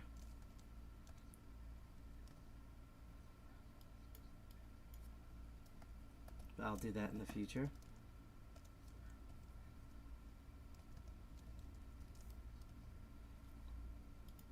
But now this should bring up at least the outer one. So basically we're gonna have to raise our voices a bit, but you should be able to hear us to some degree. Yeah. So, see if antenna equipment here. Yes. So, what have you been able to solve so far? So far, what you call it? I don't believe I can get anything from in this room. We have our radio here. Yeah, it's me. Yeah. This is how this works with the remote. We're going to be experimenting with this in the future. So we have this. Let's turn this on. Make it really loud because I don't have the microphone on this. Okay, so yeah. Let's unplug my headset.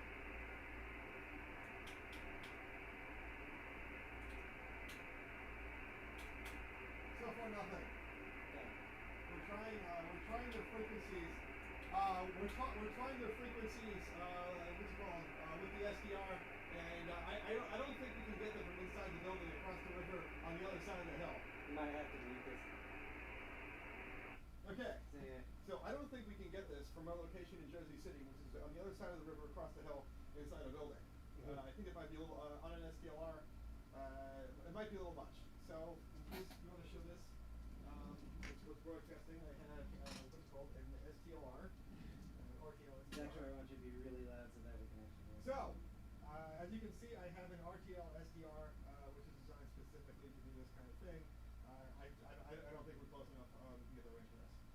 Okay. Later we might take a laptop and go across town. Yes. Or they might, which is what I'm thinking, is that they might actually not be broadcasting, unfortunately. We're gonna figure this out due to crazy technical difficulties that